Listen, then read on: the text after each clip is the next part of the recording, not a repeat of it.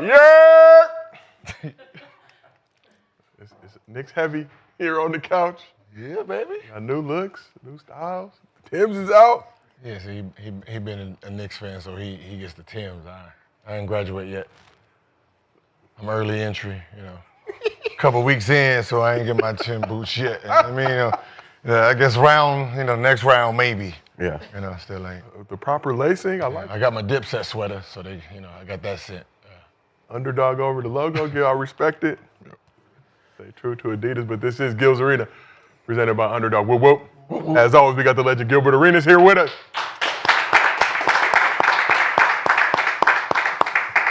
Knicks for clicks, I like it. Representing Tough Crowd University, we got Mr. B, Brandon Jennings, back on the couch. And representing the curl. Oh. Activated. There it is. Need that activation. Getting the shit twisted, okay? Follow the drip. That's not my name. Hold on. That we've buried Cemetery Larry. You no longer Cemetery Larry. What's your name now? Nobody like them body bags. It's dark energy with that nigga. So it's Money Making Sonny. Money Making Sonny. Okay. The man they call Money Making Sonny. Rashad McCants is in the building. Cemetery Larry. I'm broke, baby. Then retired. I'm broke, baby. I'm broke, baby. It's New York City, baby. You know what I'm saying, son? Accent sound better than On my mama. You better stop disrespecting New York. Shout out to the other coast, but we here on the west side, the best side. But for all the fans out there, we still got two viewing options for you, our traditional version, mobile vertical version. Pick whichever one you want to watch. Just make sure you support the show. Here's what's cracking in the arena today. The Thunder bounced back from a shaky first half to smack the Wolves in Game 1 of the Western Conference Finals. What does Minnesota need to do to get Ant-Man and his supporting cast back on the right track offensively? Tough one for everyone besides Julius Randle in that game. The Knicks and Pacers meet in the Eastern Conference Finals in a playoff rematch from last season. Does Indiana have enough to get the upset again on this new-look New York squad? And the Sky Fever game during opening weekend of the WNBA season was the most watched ever on ESPN platforms. But is the Caitlin Clark-Angel Reese rivalry becoming too toxic for the league? A lot of stuff been going on in the aftermath of that game. Accusations being hurled, statements being released by the WNBA. We will get into it. But before we get into all that, as always, the show is brought to you by Underdog. Go ahead, download the app, use promo code GIL, get up to $1,000 in bonus cash, plus a special pick'em. As for tonight, Money Making Sonny has some picks up in his partner pack on the Underdog app. Let us take a look if we can, please.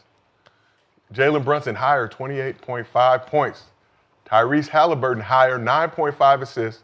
Pascal Siakam lower, 29.5 points, rebounds, and assists. Karl Anthony Towns, the big bodega, higher, 13.5 rebounds and assists. And Miles Turner, higher, 2.5 blocks. Like it. If you use this partner pack, you can win more than 25 times your bread. How's the rest of the couch feeling about Money Making Sonny's partner pack for this evening? Like it. You know, about to win some money. Shit, if Siakam don't come out and play, I mean, if he don't have more than 29.5 in all. Insurance. Gotta have insurance. Oh, so you can. This is not a raw dog situation. Okay, no, you're not raw dogging this. No way. Oh, so it would have been. No, but I'm saying if he don't get over that, then they have no chance of winning. So, Facts. And I count them to not win. right, I know that's what I'm just saying though. Like if he don't get that, then yeah, Indiana can watch out. They could move around, as they like to say. So we asked the chat if they're riding or fading with your picks tonight. Money Making Sonny's partner pack. Hold on, let me give it a second. Right now, 50-50 split. Ain't enough people. That's why we let it build. Fluctuating. That's why I had to give it a second. People come in here, they ain't seen me in a while, man. They got to vote just cuz. Got the new curl. Yeah. But if you like this partner pack, go ahead and add it on the Underdog app. If you do not have Underdog, download the app, use promo code GIL, get up to $1,000 in bonus cash, plus a special pick'em. And if you can't watch the show live with us on YouTube, we have audio versions available on Apple, Spotify, wherever you get your podcasts. So Tuesday, the NBA released the all-rookie teams for this season. Let's take a look at those lists if we can. First team featured Spurs Rookie of the Year Stephon Castle, who was the only unanimous selection receiving all 100 first place votes. Castle was joined by Hawks' number 1 pick, Zachary Rashad, who was 1 vote shy of being a unanimous selection. A pair of Grizzlies and second rounder Jalen Wells, and 9th overall pick Zach Edey, along with Wizards number 2 pick Alex Sarr. Second team featured Heat big man Khalil Ware, Bulls forward Matas Buzelis, Pelican center Yves Missi, Blazers big man Donovan Clingan, and Wizards guard Bub Carrington. So when you look at this crew, top 10 rookies in the NBA this season, as according to the media, how many future stars do you see on this list? Stephon Castle. I don't know anybody. I don't know nobody else on there.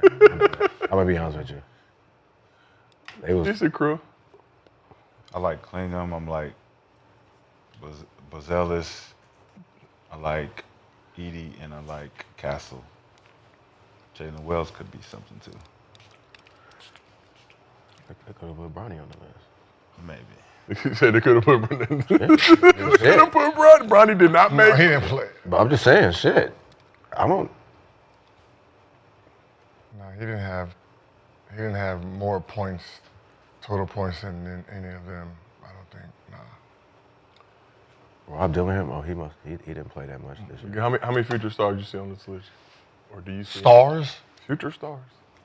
Rookie class? The one who stands out the most is probably Castle. Has the most potential to be so. Reese Shea, obviously the number 1 overall pick. Montes, maybe. Right? Depends on how he developed in his second year. Alex Sarr, he has the height, can shoot, maybe. Put together. Shashir, he's a shooting guard that doesn't really, he's not very athletic at all, so. And not a very standout in his fundamentals, so. Jalen Wells is, Stephon Castle. so probably 1.5, maybe. 1.5 out of 10. Star, right? You're talking about stars. Yeah, but just looking at the potential. That's of gonna this be rookie maybe class. make an all-star one day. Yeah, 1.5. Just 1.5 from This was list. considered a weaker draft, obviously, in comparison to the one that's coming up this year, but I think some young talent in there, a lot of young players. So Grizzlies have 2 first-team selections in Jalen Wells and Zach Edey. So in nearly 22 minutes per game this season, Edey averaged 9.2 points, 8 rebounds, 1.3 blocks, started 55 of the 66 games he played. Edey, 2-time College Player of the Year, 23 years old, oldest rookie to make the team. What's Zach Edey's ceiling in this league? There was a lot of talk pre-draft, but he would probably fall to the late first round. Obviously, the Grizzlies took him early, took a risk. He solid with the team this season. What's his ceiling? He'll be solid. I mean, we don't know. I mean, it's too early too. Is it too early? He's 23. From what you saw, Oh, he's 23. He's 23. He's Ant-Man's age. That's his group. His group is Ant-Man, all the kids from Houston. Paulo Banchero's still younger than him. You have, Damn. yeah, that was his high school class. His high school, Kuminga's still younger than him. Like the kids who's been in the league 4 or 5 years already. So his ceiling is whatever it is. I mean, he's gonna be solid big man. But I mean, not gonna be a superstar. I mean, that's High ceiling. what High came in ceiling. past. High ceiling. you feel like Zach Edey has a high ceiling in the league? Yes, he has a high ceiling. He's a highly skilled big man that has now honed it into his skill set, getting into the league, getting enough minutes. He's in a system that likes to give the ball to big men. I think now that they've got a taste of that medicine of playing too much guard play can affect longevity down the line in the playoffs. So I think Zach will get a lot more touches the next couple years. He'll show, 10 and 10? Is that what he's? He averaged 9 and 8, I believe. 9 and 8 as a rookie? 9 and 8, 1.3 blocks. 9 and 8. Yeah. Yeah, 9 and 8 as a rookie. How many minutes? 22 minutes per game. 22 minutes, because he's 24, right? It's 23. All because he's 23? Yeah, I'm going to give him more credit than that, and I think that you give him 3 more years, he'll be an all-star just by default. He's big. He knows how to score.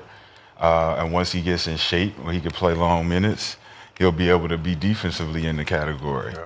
I think he's a exceptional, one of the more rare exceptional big men that we've seen.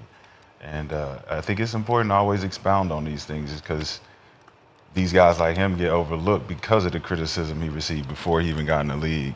You know, second round pick, all this kind of stuff, being a national player of the year. 2-time. That doesn't go overlooked. Mr. B, when you look at Zach Edey, obviously got a little bit of playoff experience this year with the grit.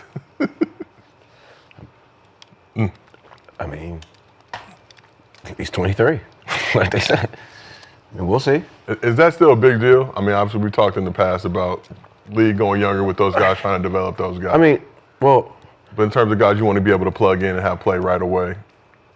Rookie is a rookie. Either you're gonna be a rookie at 26 and you're gonna learn the NBA, or you're gonna learn it at 19. At the end of the day, it's your first day on the job.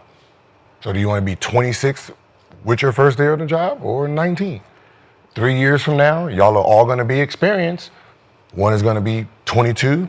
One is gonna be 29. There's a big difference. That's the reason for the last 24 years is win a certain way. Okay. I mean, if we want to go through history and we want to take all the seniors and juniors that came into the NBA and you want to put a list together versus all the 18 and 19-year-olds and put a list together, it will be alarming.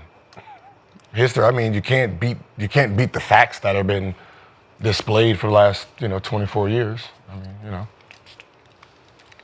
So I just go with history. But 9 and 8. I mean, 9 and 8 is solid. 9 and 8. 9 and 8 is But I think what you said, 9 and 8 for a 23-year-old isn't as impressive. I mean, For a rookie, yeah, great. But for a 23-year-old, that's what they're looking at. You're not on the same value. Like if you look, the 19-year-old, 18-year-old, that was a second-round pick. That's in front of him, had more votes than him. What was his numbers? So Jalen Wells this year, I believe Jalen Wells turned 20 during the season, but Jalen Wells this season, hold on one second, I'll pull it up for you. He averaged 10 points, 3 rebounds, 2 assists, 79 games. He's playing closer to 26 Now minutes per game. go back to the list. To the all-rookie team list. 96 votes, and he averaged what? He averaged 10 points, 3 rebounds, 2 assists. And what did the guy behind him, below him, with 73 first-team votes? 73 first-team votes for Zach Edey. He averaged, 9 points, 8 rebounds. So Zach Edey had better numbers, but they value Wells more. Or did they just get it wrong? This is the media, Rashad. Oh, okay. Sometimes they get it wrong. Sometimes they value it better. I don't know. Sometimes we just try to figure out what we're going on. Damn, sometimes they get it wrong. I mean, but being Most of the time they get it wrong. I mean, but being solid is fine for what he I'm brings. saying he's gonna be solid. I mean, for what he but I'm brings. saying he's gonna be. He asked who's gonna be a star. Yeah, I did Not say who's gonna be solid. Not Edey in particular. looking at this list. A star is an all-star, right? Like if we stop everybody and say, all right, Edey's 23. We know his numbers at 23. Take everybody else. What would your numbers be like at 23? Now, can you imagine what Castle's numbers would be like at 23 years old? What Zach, what Jalen, all they have to beat is 9 and 8. Castle's how old? I think 20. 20. Yeah. Shit. I mean, there's data on this, man. It's not like I'm just pulling this shit out my ass. There's data. Oh, Stephen, All right, well, 20. Jesus Christ. Let's keep this thing moving. So NBA draft lottery was held last week. Mavs securing the #1 overall pick. By all accounts, it's one of the most loaded draft classes in recent memory, led by likely top pick Cooper Flagg, along with other young talents in Dylan Harper, Ace Bailey, VJ Edgecombe, to name a few. But according to the NBA, only 106 players were early entrants in the 2025 NBA draft, lowest number of early entrants since 2015, when 91 underclassmen declared for the draft, and down from a peak of 363 players in 2021, just before the NCAA's NIL era officially began. So what does the low amount of early entrants in the 2025 NBA draft say about the state of college hoops in the NIL era? Nothing. Say it again. So what does the low amount of early entrants in the 2025 NBA draft say about the state of college hoops in the NIL era? Well, don't say nothing about the college hoops. It says everything about the young guys trying to come out early. Yeah. They're seeing a bunch of examples of things not panning out the way you think it's going to pan out. You're not going to come out. You're not going to play right away. You're going to have to go through the grind. You're going to have to prove yourself. And so the glitz and glamour of all the social media praise is handing you something right away. It's a longer road for that. Everybody's seeing that. So I think the guys are saying, I can go make money in college and stay longer and secure this bag more than I have to go and put up with not playing because I'm a project instead of an established product. So I think that's more important to these guys now. I think is establishing themselves as something more than just a project in the NBA that can be thrown away at any moment. Have some type of security, Yep. and have some type of fallback. So that was what I fought for. I fought for guys to be able to have that decision, to be able to go to college to get paid, but have some type of security with it and education with it to go along with it. So I think it helps college hoops for sure. And just looking at it, is it concerning at all just to see that drop off? Like I said, over 300 players 2021 before NIL started. That number down to 106. But when you look at mock drafts, lottery full of obviously freshmen. You guys just ain't ready. Me neither. I mean, they are getting paid in college, though. But when you look at even the first round slots, seems like a lot more Can you opportunity. read that to again? You said it right there. You can read it one more time, please. What would you like me to read? Start it off again, read it. The whole thing? Yes. So, most loaded draft, 106 players were early entrants, 2025 NBA draft. Lowest number of early entrants since 2015. So 91 underclassmen entered the draft in 2015. 90. So 91. In 2015. Uh-huh. How many How many under 106 so more underclassmen? than 2015. But down from 363 players in 2021. Okay, so more freshmen and sophomores jumped into the portal. So the NIL, well, it's not even NIL, it's the collective. The collective has nothing to do with you being a freshman or sophomore. Them niggas are still leaving. What has changed is seniors.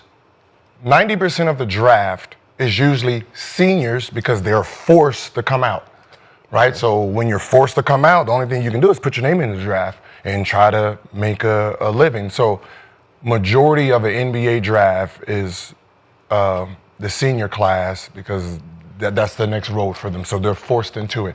The reason that the number is down now because those seniors get to go back one more year. So if you look at the landscape of college basketball right now, the guys that their careers is over, they got to go overseas, they get their value now. So now those guys that are 23, 24 years old are worth $2-3 million. So instead of going into the draft, they can get their year back. Oh, hey, I'm part of the COVID year. Can I get my year back? So all the seniors that will be coming into the draft, they're staying one more year. Those are the guys that are getting the $2 million, the $4 million. There's a 27-year-old that's on the USA, the USC team, right? Those guys are valued. So the older guys that will end their careers are valued. That's what's coming in. All the overseas kids that didn't come over here because they never had a value. Now those guys are coming into college basketball. So now you got a whole bunch of guys that are 24, 25 that have been playing pro their whole life. They get eligibility now. So now you got a whole bunch of overseas guys coming into this draft getting paid big money. The freshmen, they're gone. There's not enough money in college basketball that's going to tell a top 10 pick not to come out. The 30th pick, the last pick in the first round, gets a guaranteed $15 million. That's not in college. So the guys that got to go overseas make a couple 200,000, those guys are worth $4 million now. So you're going to stay. What's the numbers again? So 106 early entrants. How many last year? I don't have the number for last year, but Down 2021 was the peak. 27-year-old in college? Of 363 in 2021. So he's down from a peak in 2021. Yep, the peak of 2021, that was right before NIL started, and I think the COVID years are The done. COVID year, so everyone got to add their extra year now. Yeah, But but- this is the last year of the COVID year. He's down 200 and something. Yep, 200. 257 if I do the math from that 2021 peak. which again was pre-NIL. Before You know how get it many back. how many of the 100 are underclassmen? 106. The early entrants are all under. All of them. Yeah, that's just the underclassmen entering the draft this year, putting their name in. So how many seniors? How many seniors? How many total seniors? Yeah. A lot. So all of those numbers are all underclassmen numbers. 106, yeah. For 106. Down from No. 363. okay, all underclassmen. That's total. So 363 early entrants in 2021 For underclassmen. for underclassmen. That's Early freshmen, sophomores, juniors. early entrants. So their college eligibility was not exhausted. 106. Wait, hold on. When we say underclassmen, we mean what? Freshmen, sophomores? I think freshman, sophomore, juniors. Yeah. Okay, so underclassman is a senior who has another year too. Remember, everyone gets their year back. Yeah, okay. So that's what I said. So the way you're wording it. If Well, I'm a senior this year. That's the way the league worded it. Yeah, if I'm a senior this year and I have another year of eligibility, I don't have to go. Yeah, but I think those COVID years are done now. So you got. No, this is the last year. There were 195 early entrants in the 2024 NBA draft. Down from kids in there, college. 95 down from there. So 195 last year, 106 this year. It's a lot. It's a lot of people change their mind. Yeah, money's high for But Gil, like you're saying, if you think you're going to be drafted in that first round, you're coming out. you're coming out. So It's, really, it's, this is it's the guys that are like Auburn, those guys, you know, that roster was worth $8 million. You got guys who are seniors that could have came out. They're asking for $4 million for transfers. That average 12 points a game. I mean, teams, these college coaches want older people now. well. They want to win now. So shifting to the college side, do you think the NIL era has been good or bad for college hoops? NIL is not NIL. Collective. The People being able collective, to earn money off their name. The collective has been bad for college basketball because there's no loyalty to anyone. The collective is the boosters paying for kids to leave schools. That's the collective. NIL is name, image, and likeness. There's only a few kids that are doing that. That's not that's not what you're seeing. That's Shador Sanders, that's Juju, that's Paige Beckner. This is just a small group. About 10 kids are name, image, and likeness. Everybody else, they're getting paid from the school themselves. That's the problem. Why is it a problem? No one asks if it's a problem or not. If there's a problem, it's the problem from the school paying. And name, image, and likeness. You're getting paid off of your name, image, and likeness. Like you're going out there getting a shoe deal. You're going out there getting, moms and pops, sponsors. That's a name, image, and likeness. The school paying you to leave that school to come to my school. I give you $2 million. I give you $3 million. That's a different beast. How is it a problem though? You said it was a That's problem. a problem. That's why college is the way it is. It's flip-flopped. So everyone's play 1 year, you All-American, you this to this, your school can't afford you, they offer you $3 million, you take it off. I guess how's that any That's different it. from what we've seen? I mean, if there's a problem, it's the problem because there's no stability right now because everyone's just getting up and leaving because, people are just offering them more money. But we don't have any shackles on us anymore. It's actually free game. We become more than amateurs. We get to dictate where we want to go now. So there's no stranglehold based on our allegiance to our plantation. We can go where we want. They want to give me more money. I'm going to go over there. Y'all going to raise the stakes? It's just like pro now. Why are we not practicing pro shit? I get it. I mean, because I fought for it, so I know what we're doing. And I know why they're doing it. And it's good, because everyone got to scramble now. The parents got to get smarter. You want to get leverage? Learn how to negotiate. What you going to do for me? I tell my son to do it for you. Yeah, I mean, I like it. I mean, Well, I mean, I'm rolling with everybody. Getting I'm broke, I mean, getting baby. a I'm chance. broke, baby. I guess with the standpoint, we've seen coaches do this forever. Coach has a good run in the tournament. See y'all later. I'm going to a bigger school, get a bigger the bag. problem is there's more kids jumping into the portal than there are scholarships. Yeah. So if you don't get in the portal and get the fuck out of there, you stuck. You're done. Because you can't go back to the school that. So here's the real problem. If there's a problem, is these kids have agents. These agents are saying, all right, jump into the portal Without no guarantee. without no guarantees from anyone. right? You thinking you're going to this school and you got this negotiation, somebody else jumped in the portal, took that money, now you're scrambling. So there's a bunch of kids that are in the portal still with nowhere to go. Can't go back to their school. No teams is looking for them. So they're just stuck because they jumped into the portal because it was a hot thing to do. June 8th, I think? I mean, that's the handicap is coming down. So basically everybody that's in the portal right now or who's about to get paid, they got to get all their money before June 8th or it kicks into whatever they're going to get paid next year. So it goes on their salary cap for next year, which everybody knows the salary cap is about $22 million, but it goes off the football deal. So there's going to be a lot of schools that are popping today that's not going to be popping tomorrow because there is a salary cap now. And if you go into a school that's heavy in football, your basketball ass ain't getting shit. So you can be worth $4 million a day, your ass is worth $4 tomorrow from the same school because they're not going to have the money. So you got to eat now. Yeah, I mean. Today, listen, these, some of these girls is going in there getting 100,000. Hey, get it, because it ain't in the W for you right now. Yeah, I mean, it's the risk you take. I mean, but it still gives kids an opportunity though to make money, feed your families. But you just got to be more smarter. We just need a union, that's all. Wanted to establish an allegiance and an alliance to protect the athletes in college when they're going through this type of shit. You bring in the agents, you bring in the manipulators, money's gonna go all over the place. So that's what a union should be built for the college athletes. That should probably be the next step for everybody to try to do to protect these kids from the sharks. And then when you get that, shit, everybody's gonna be fine.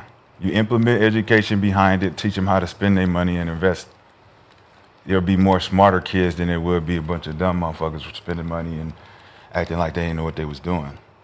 And that's what we've been breeding, so let's change it up. And there have been some discussions, I think, at Dartmouth and a couple other spots where they've talked about unionizing, but that presents a whole other different issue with labor unions and all that type of stuff now. I got 2 kids in college right now, so I had to learn fast, understand, talk, and realize what the difference is, and understand that's why we reclassed. Yep. Because I know I know what happens, so I know what he's gonna be worth next year, right? I know there's a handicap coming next year, right? So that's why we reclassed, so the money's unlimited today. Unlimited, right? So, you're talking about BYU, it's BYU, right? They got a dude that's making $4 million, another making $3 million. But that's the reason why they did it, because once that rule comes in, boosters from the outside, they can't just spend the money they want to. Right. Then it's gonna have to be under the table again. And we talk a lot about some of these schools, I'm gonna just be honest, some of these schools are gonna go back to powerhouses. Like, so when you're talking about a Duke, a North Carolina, where the basketball team is bigger than the football team, that $22 million that everyone's getting, that school gets what, 18 out of the 22? Yeah, now they get to pay for whoever they want to. Now you're talking about a team like Alabama, where the football team is the shit, and you got to play under $22 million. They getting 21 of it, and the other $1 million goes to the rest of them. The basketball teams of other sports ain't gonna be worth nothing. So now it's gonna be under the table shits again. Or these players can still get NIL deals, right? Based on NIL, but that's just a small fraction. They're trying to handicap that too, which I think is wrong. They're gonna have to fight for that because you can't tell a kid what his value is. They're trying to put a value system on what they think everybody's worth. Right? So you can only get $500,000 on your NIL because that's what the market, you don't know what the market dictates. So they don't want they don't want someone that can manipulate someone's name. But you don't know, you can't put a value system on someone being liked by the public. And that's what I'm afraid of. That's going to happen. Like just one of those kids that just averaging 1 point a game, but they just got it. What was the kid from what was this? Ball boy. Oh, who got famous? Mini State, yeah, it ended up going in him. State. Somebody like him, they're going to say, you're not playing, you don't get an NIL value. But he can make his own deals. Yeah, though. But that's what I'm saying. That's what they're trying to do. They're trying to put a handicap on everybody's value. Yeah. And somebody like him just come out of Woolworth making money off of his name, image, and likeness. Let me ask you a question. Why would I handicap a value system if I can't afford to pay you? The colleges are going to go bankrupt because they can't afford to pay the players. That's why the boosters come in. The alumni. Colleges can't afford to pay the coach, teachers, staff. They're not even considered teachers, the coaches.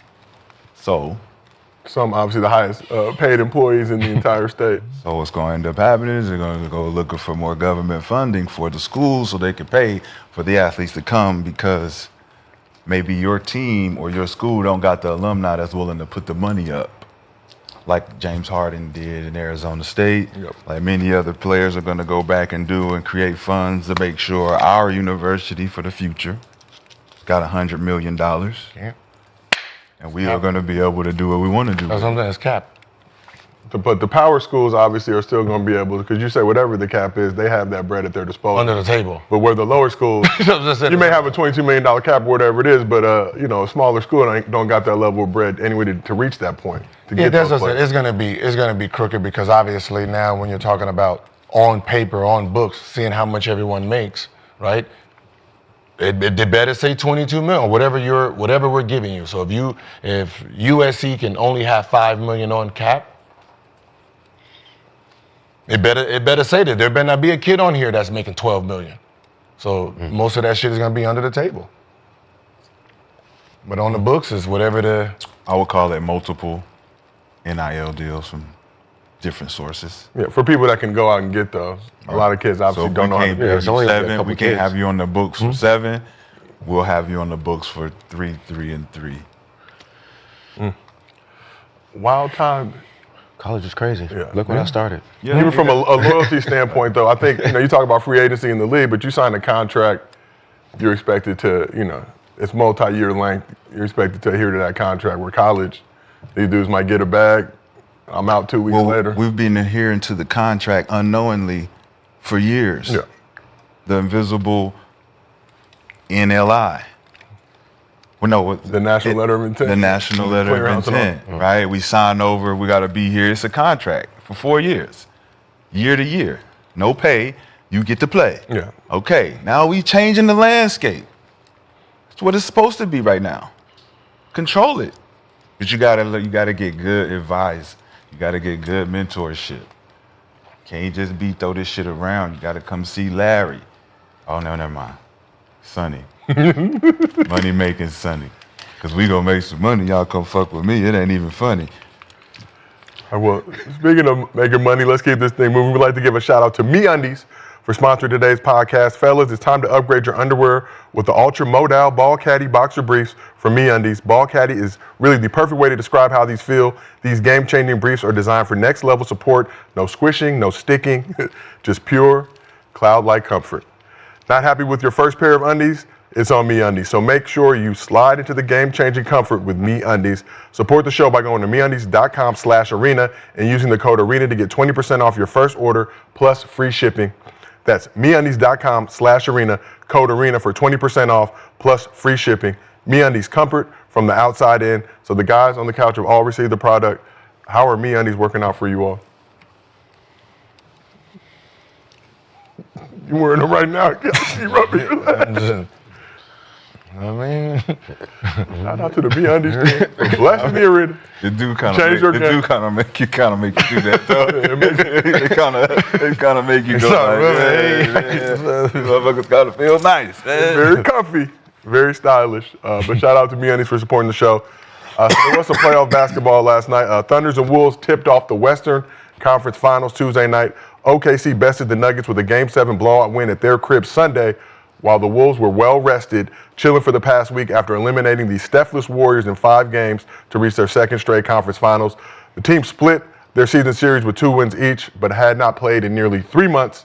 Minnesota appeared poised to walk into the Thunder's trap and steal Game 1, but OKC got it done on the defensive end, and SGA caught fire in the second half to lead the Thunder to another blowout win. Let's take a look at the highlights So Wolves got off to a hot start, scoring the first 8 points of the game, but SGA kept the Thunder in the game at the free throw line, drawing multiple fouls and shooting 7 free throws in the first 4.5 minutes of game action, including one after a tech by Ant-Man for throwing the ball at Shea in frustration as Shea laid on the ground after a foul.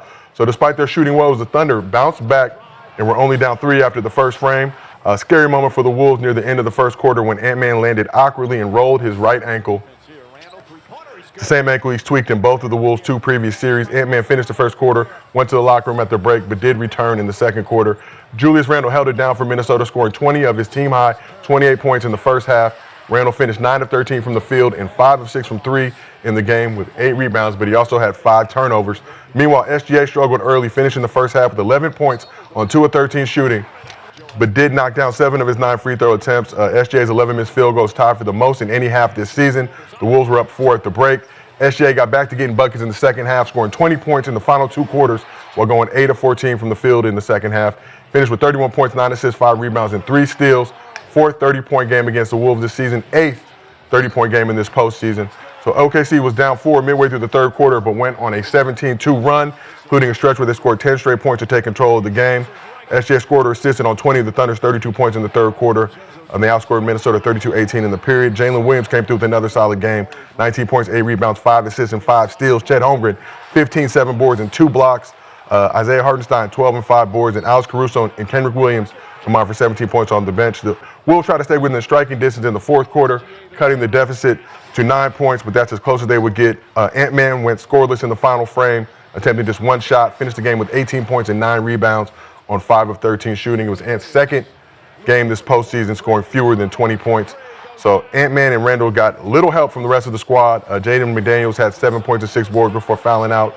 Mike Conley had 7 points on 2 of 8 shooting, and Rudy Gobert had 2 points and 3 rebounds in 21 minutes of action. Wolves bench struggled as well. Naz Reid only had 4 points on 1 of 11 shooting. He was 0 for 7 from 3. DiVincenzo, 3 of 12 from 3. And SGA's cousin, Nikhil Alexander-Walker, 3 of 11 from the field with 9 points. Thunder, 70 points in the second half, shooting 62% from the field, held the Wolves to just 40 points in the final 2 quarters. OKC scored 31 points off the Wolves' 19 turnovers in the game. Minnesota 15 of 51 from the 3-point line. So OKC improved to 6-1 at home this season with consecutive 25-point wins for the first time in franchise history. After the game, SGA had this reaction to playing in his first conference finals game. It felt different from jump, more like pressure-oriented. It feels like a little more physical. But at the end of the night, it's basketball. They throw you a problem, and you have to solve it, whatever it looks like. That's what it is every night, and that's what it was tonight. They had different coverages, different personnel out there, and we had to attack it and work together as a unit to solve the problems out there. And we did that tonight, especially in the second half.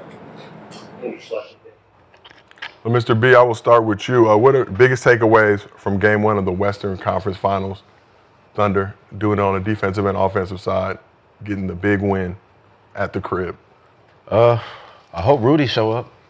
Sacre Blue. Because if not, then he can go sit down. I know we was up here talking about Mike Conley, not trying to, if Mike Conley should play or not, but it looked like Mike Conley should definitely be out there. They fell into the one-on-one a lot in the second half. That's when the game kind of got away from them.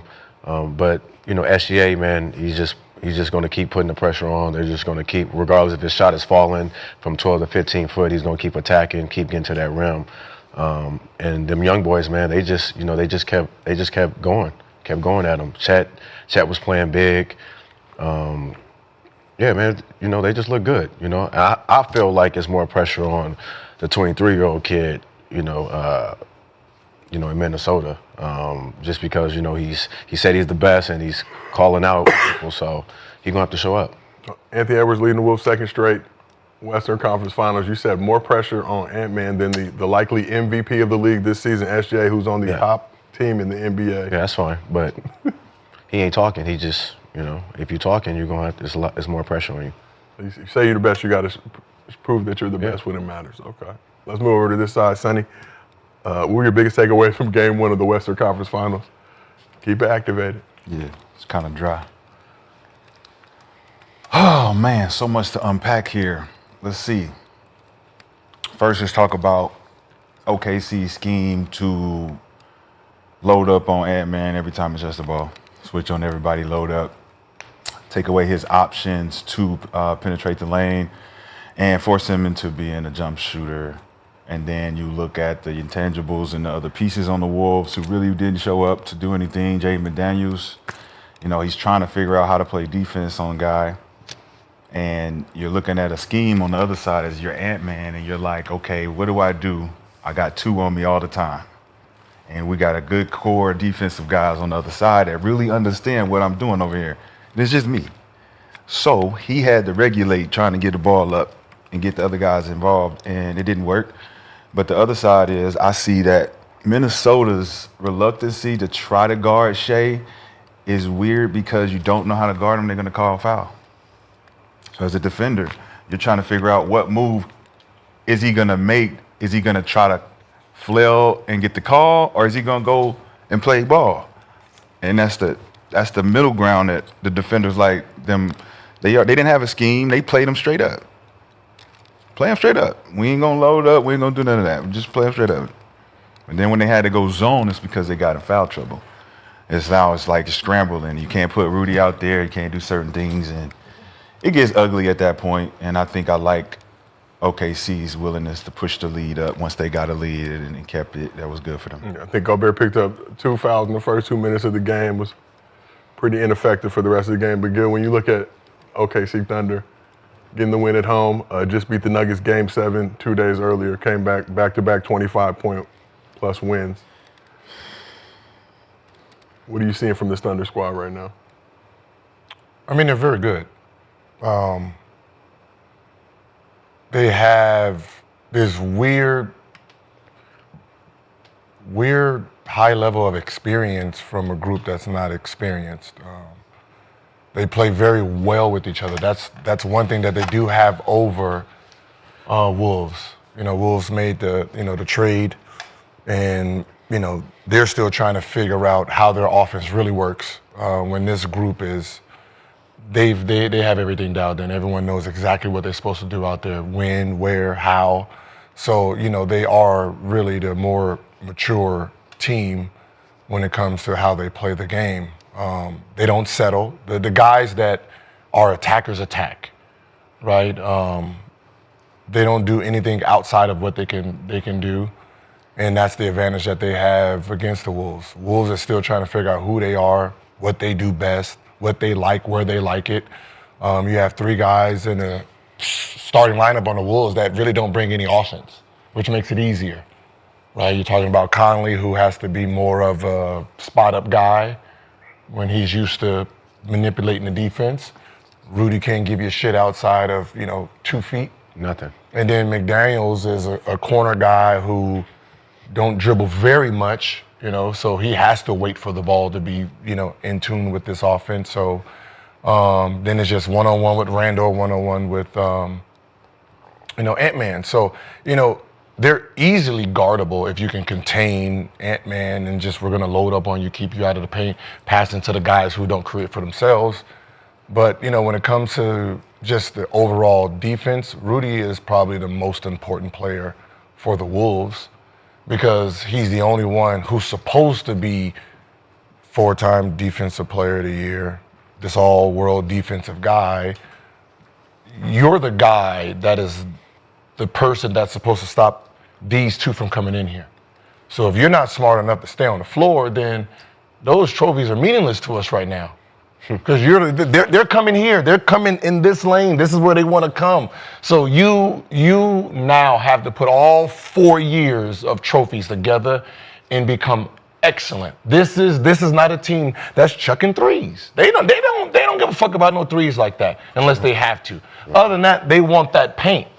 They're challenging you. They're coming in there. They're going to get you jumping, throwing it off. They're going to dip it off to their big man. So you got to be able to play fake it here. You like this is your series. They throwing lobs and shit. Right? They're coming to you. They're not going to do anything else. So you got to know what shots to jump for, because if you jump wrong and you don't get that block, weak side rebound goes to the 7-footers back there. Right? So it's a game where if Rudy, everything that you've been your Hall of Fame career lies on this series. Next series, you're good. This series right here, because these guys want to go to that rim.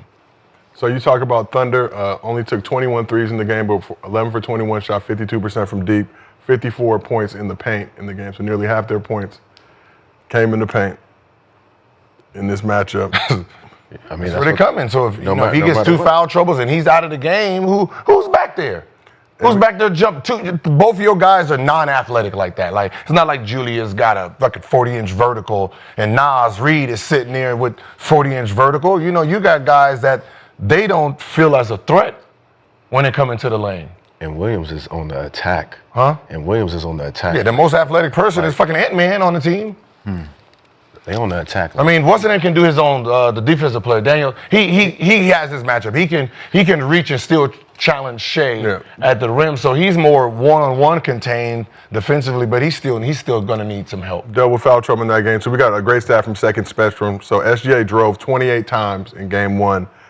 Timberwolves collectively drove 27 times as a team in this game. How many free throws total? So By both sides? So Thunder had 26 free throw attempts in this game. Wolves had 21. And one man drove how many times? 27. SGA drove 28 times. So he drove more than the holes. The entire Wolves team had 27. I'll say this. He's If standing. you have an understanding of getting to the free throw line 20 times a game as a team, get to the line 20 times a game. And how many SGA a game? SGA got to the line 14 times in this game. I think he No, was second. per game period. Just Second in the league, right behind Giannis. I want to say 9. 9? Yeah, 9 or 10 times. 9. 9 a game. The team averages 20. It's a lot for one player. It's a lot for one player. And then he got 9 free throws in the first quarter? It was Yes. fouling. 7 in the first quarter, 7 to 9 in the first half, I believe. Imagine if he played through the foul. He did in the second half. He did. He only had 5 in the Because second you got everybody, now everybody got to play defensive. half. Everybody got to play defensive now. You but can stop flop fouling. and get the foul, the non-foul. And then now you can play through the foul because you know they can't foul you now.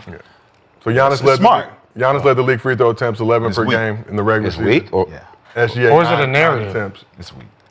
with the SGA narrative. Because you think that's a week? it's, you know how many players in history averaged over 30 and shot under 9 free throws? There's only a handful. Like Jordan shot 12 free throws a game. Kobe shot 10, 10, 10, 11.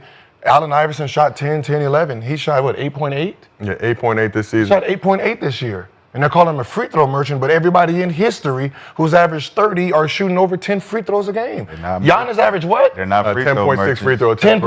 10.6 free throws. Allen Iverson played through fouls. Yeah, call a whistle. Like, I just, if he knows how to get fouled, he knows how to get fouled. That's just, Yeah, flopping.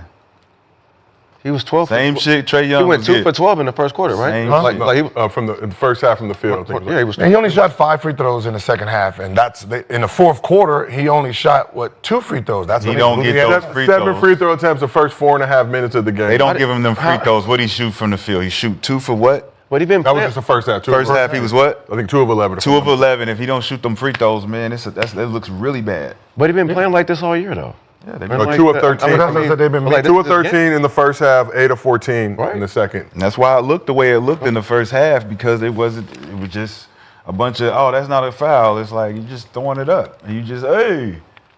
Yeah, smart. He was struggling, and he helped himself get a rhythm by shooting free throws. It's like I'm trying to figure out in NBA history who's never done that.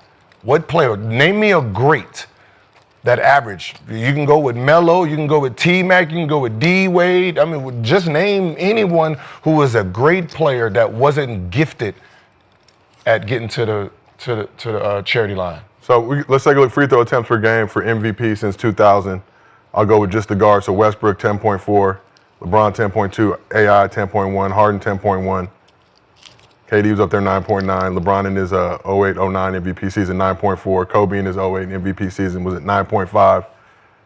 And SGA likely MVP this year 8.8. So he's the lowest. Yeah, he's Yeah, the of lowest. those 12, it was 12. That's just MVPs. If you have I just named you the people guards, that's but- averaging 32 and up, that's So that's what I said. It's more of a narrative because how he's getting fouled, but it's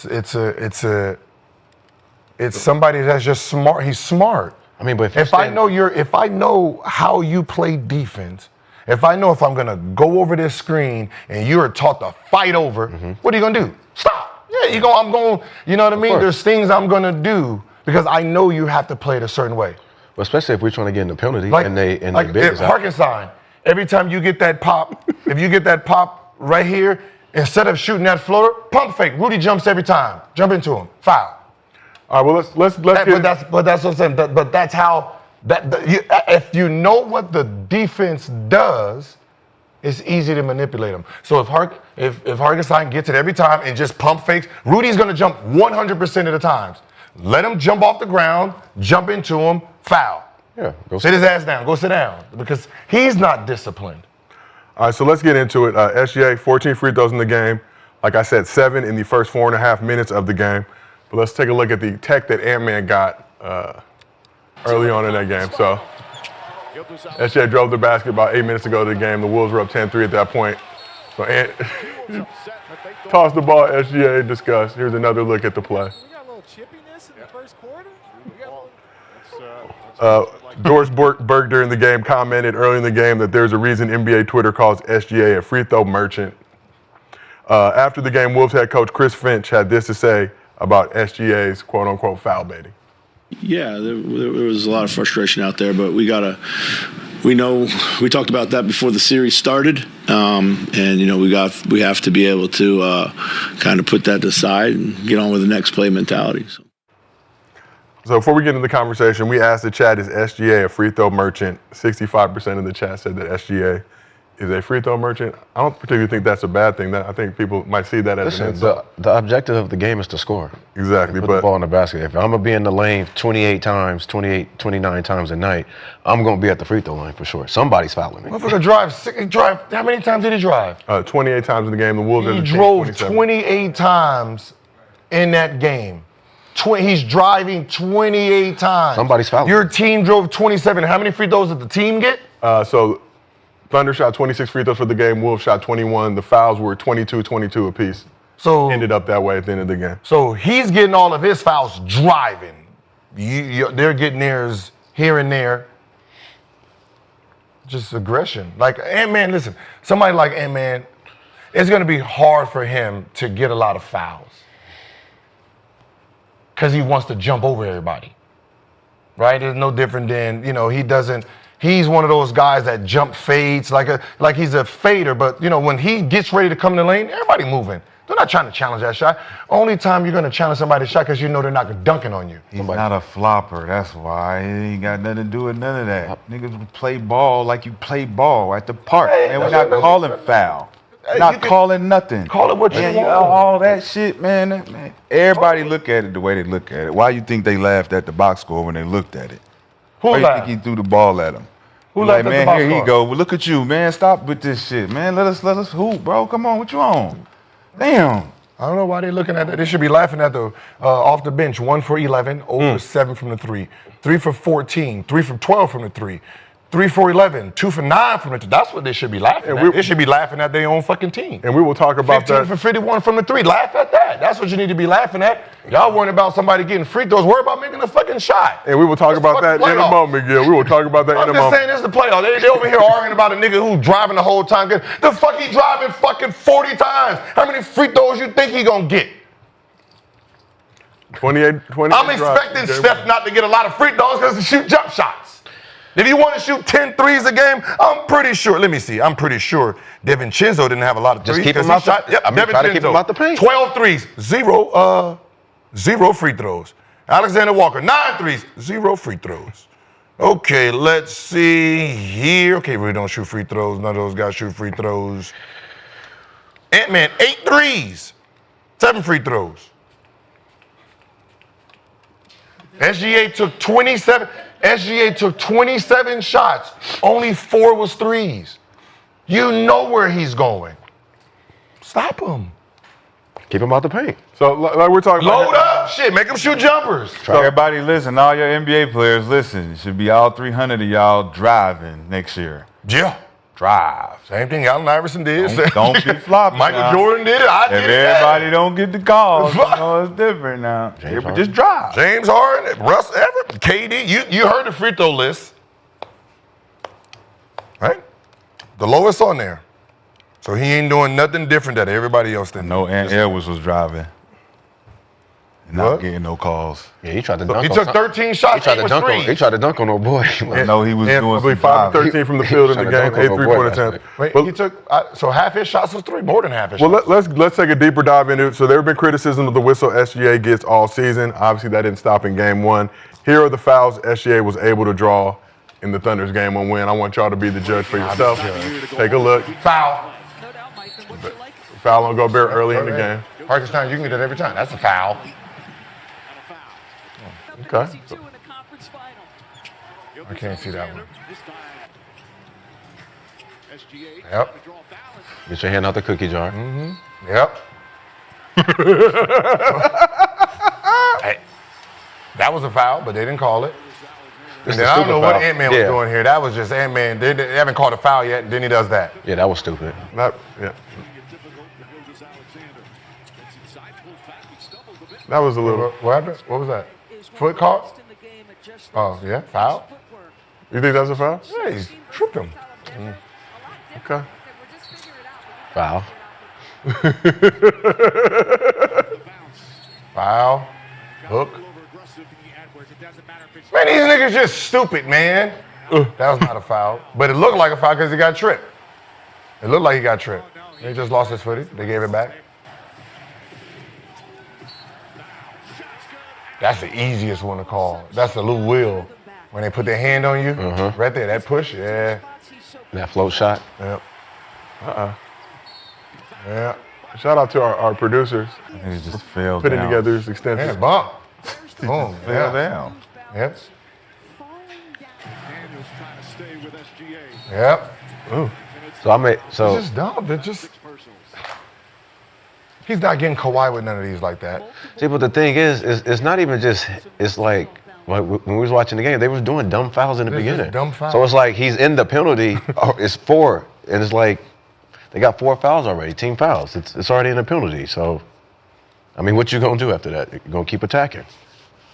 But I mean, I think maybe about 3 or 4. I mean, maybe 3 calls was like The only one, 3 or 4. the tripping, the tripping one is the late call. That's where his foot is hooked. Okay. When he's shooting a jump shot, if he caught it, right? I mean, there's really nothing you can do about that, you know. But for the most part, you already know the scheme of what he does. He's gonna bump you first, boom. Soon as you get the bump back, that's when he's. And I gotta give credit to SGA. He does a great job selling these calls to be like this. Man, it's just I'm about to say Been that's- going I'm on. about to say that's You may high call IQ. that High IQ. So what'd you call it? He's selling the calls. Okay. High IQ. I like the way you say it. If But listen, somebody I don't like the way I Aren't you say it. supposed They to get manipulate offended the when I game? say But it that you way. say flop. You're It supposed to sounds manipulate the better. game? Selling the But call. you can. High IQ. That's what I He's think. selling, flopping, foul baiting. You know what's so merchant. funny is, you know if they call every foul in the NBA, the game would be over by what, the beginning of third quarter, they said? Everybody will foul out. Yeah, everybody would foul out. There would be no players left. So that means they're not calling. They said 75% of the actual fouls. Which means if I know your job is not to call the fouls, then that means I gotta sell when I think I'm getting fouled. Got it. Back in the day. Oh, you remember that shit? Yeah, yeah. You go in there, Yep. you do this, you slap yourself, bullshit like that. You selling your calls, man. The only people who get penalized the opposite way of fouling is people who are trying to be too strong. So Shaquille O'Neal got penalized for being too strong. LeBron James for most of his career. Giannis, Jokic, Giannis still leads the league in free throws. Embiid, Boogie Cousins, Dwight, guys that are so strong, you fouling them, you get the hang on them before they call a foul. But if you watch their games and they call it like this, they'll shoot 25 free throws. Guys sell fouls because they don't want to pass the ball. It's a good excuse to fucking say, that's why I didn't pass. He fouled me, bro. He fouling me. Oh, Yeah. no, I can do it because You're you're not, belling you're- yourself you're out not by, disciplined. hey! You're not disciplined on defense, so If you gotta sell the call, ain't got nothing to do with discipline. I'm as disciplined as it gets. You're selling it. Are you falling? Acting. That's what Doris Burke says. Doesn't Doris say he's a great actor? He's acting. That means I'm not fouling him. That's what that means for a defender. If he's acting, that means I'm not fouling him. We said NBA Twitter says that he's a free throw merchant. NBA Twitter doesn't exist anymore, though. Put it like this. So if he's a free throw, I shot 11 free throws.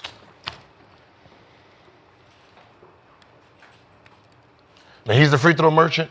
I mean, you somebody that you always talk about can't wait to get to the free throw. Yeah, wait, hey. Get him in the bonus. Goofy ass. He always. But SGA accomplished that early in the game, got him in the bonus early in the first That's the quarter. same thing, kind It's of. not. Because he can't wait to get into the free Kobe throw. and Durant and none of those guys were trying to sell the call. It was a blatant foul because we're going to the rim. Hey! No, hold on, wait, KD era, it was this right here. He was selling that every time. He was going to, this right. They took this out the game because KD kept doing that. Yep. They was every time KD got the ball, somebody did. That's selling. What's You just this? doing that. Foul. If I'm shooting, your hand right here. Oh yeah, foul. I don't have to sell that. So you don't think that's what they got a hand? You don't think he's doing the same thing? No. So He's falling before he even hit him. So We just seen he just fell to the ground. Nobody touched him. Okay, So when you fall, you get a foul. The same thing for Joel Embiid. He's a foul merchant too. But He's one of the worst. But what's wrong with that? He though? won't get the You call. mean because you're just falling on the ground and you get a call, ain't nobody touch you. There's What do you something mean? wrong with that. No, no. What do you You're not just mean? getting a call. If you're guarding somebody and they fall and the dude call a foul, you're not mad? Yeah, of course. Of course. What are we talking about then? But that's not happening. It is what's happening. The one when he just fell, they gave him the call back. Bro, if we're on the same team, we're playing against this guy, and you guarding him first. You get your first 2 calls because he fell on the ground. You're on the bench. You're mad. You're looking at me like, bro, it ain't too much we could do tonight. He falling tonight. That don't make you mad. No, it does. you can make it mad, but that don't stop. But I mean, so let's do something else. Let's go double. Let's get the ball out of his hands. If he falls, what if he falls again? He's falling and he can't get up. Just keep falling. Here we go. If you're playing against Rashad, Come on. right? If you're playing against Rashad, what do you think he's gonna do? He's gonna try to what? Muscle me. Muscle you, right? That's what you thought. Easy to sell his calls. It's easy to sell the call. I'm not gonna do that. I'm gonna bump him, and when he tries to one of these, oh shit! I'm gonna do that. Wow. But from the look, yes. I'm saying if I'm going to get you, That ain't got nothing to do with me and my genius. Yo I know- looking ass thinking I'm gonna do that. I know, but that's your fine. fault. I know, but I'm gonna do it. Hand I'm down, gonna do it anyway. hand down, dart your eye. I don't gotta back you down. No, you're gonna. No, foul. we're talking about on No, defense. yeah, When you're on defense. If you're on defense, I'm gonna go right at you because you look. Because you look so strong look- that I'm gonna when do- you, I'm gonna- when you touch my me, body? when you touch me, Oh. I'm flailing. So what you go? So say it again.